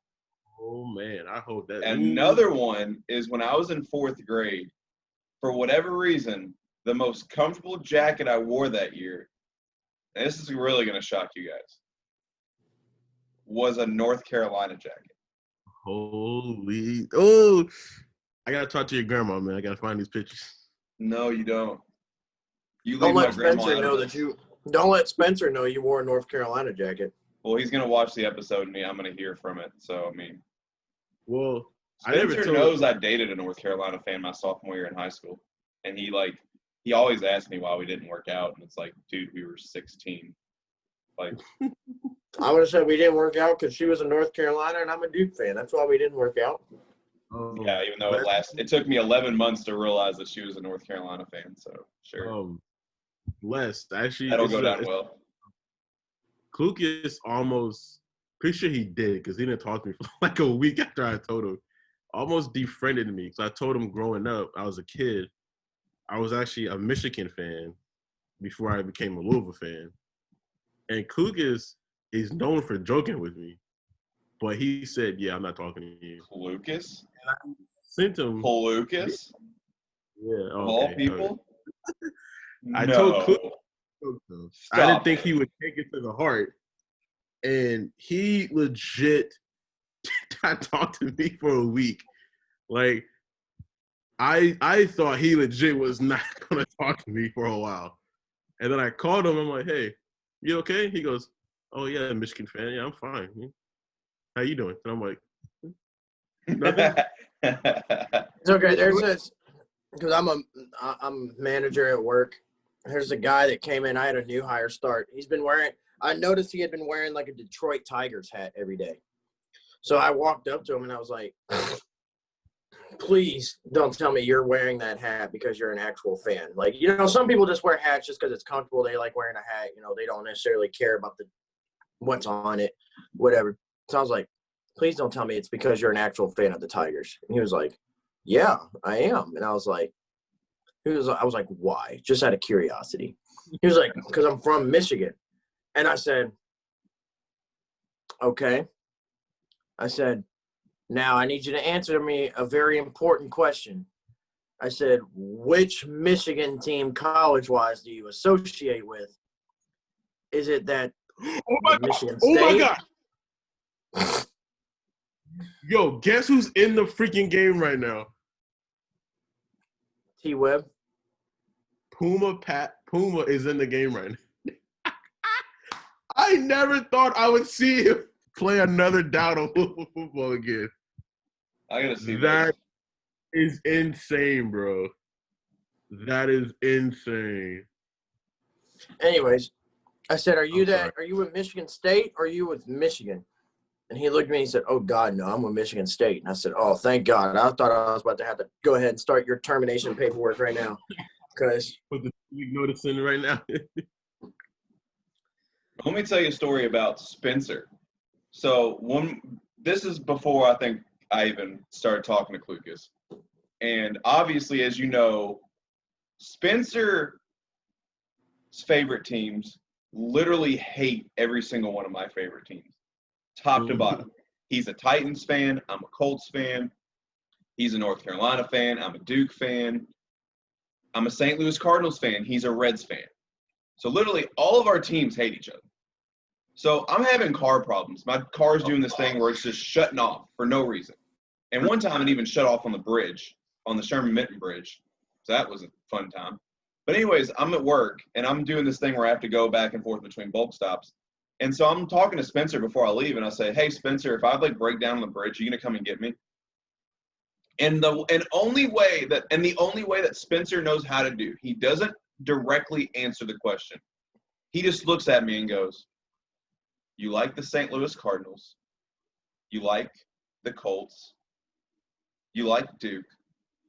You realize, Les, and it's in his proper ass voice, you realize, Les, that there is nothing about you that I like.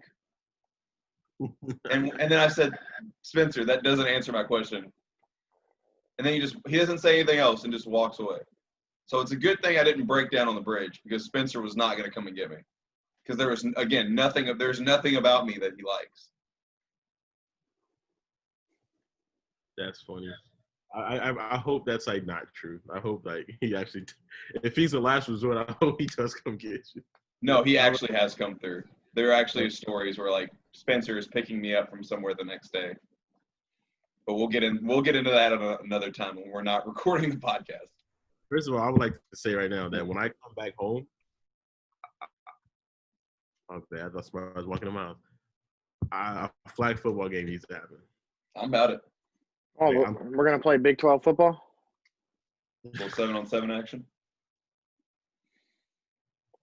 I mean, we can play some. I don't know 7 people. I mean, we could switch it up. Teams called Team Texas, Team Oklahoma. Yeah, I'm not doing that. I'm on Team Texas. I'm on Team Oklahoma. How about red versus blue? How about red versus burnt orange? We gotta keep it a Big 12 Scarlet. Scarlet versus burnt orange. Okay, I guess we Who can do cares? that. So it's OU still sucks. When I say I want to, when I say I want to be quarterback, Klucas is gonna hit me with that. Like, You thought. You thought. I would tell Klucas things on the way from the airport, and he would like, first of all, on the expressway, will slow his car down and look at me, and then casually speed back up. Like, bro, you almost killed us. Why would you do that? Because he says stupid shit while I'm driving. Like, I'm sitting here driving, and he'll just say some wild off the wall stuff like, "Yeah, I think Louisville's going to beat Kentucky in basketball this year by like 30." First of all, I've never said that. Let's get that But out I'm of the way. not saying that. I'm saying like you say some off the wall stuff like that where I'm like, you know, I'm driving, right? Like, you know, I have control of everything right now, right? We're on the expressway. Can I just say, Louisville is playing out of this world. We're about to drop 50 on freaking Florida State, and I told you before the start of the show. I don't know how much of a Accomplishment that is. yeah. Listen. We're talking about a team that just beat the number 5 team in the country. Yes, a lot of people wrote us off this game. Did I write us off? Nope. My pen was out of ink. I didn't write us off. Alrighty. Well, I think that's almost going to wrap it up for today. This was a long show.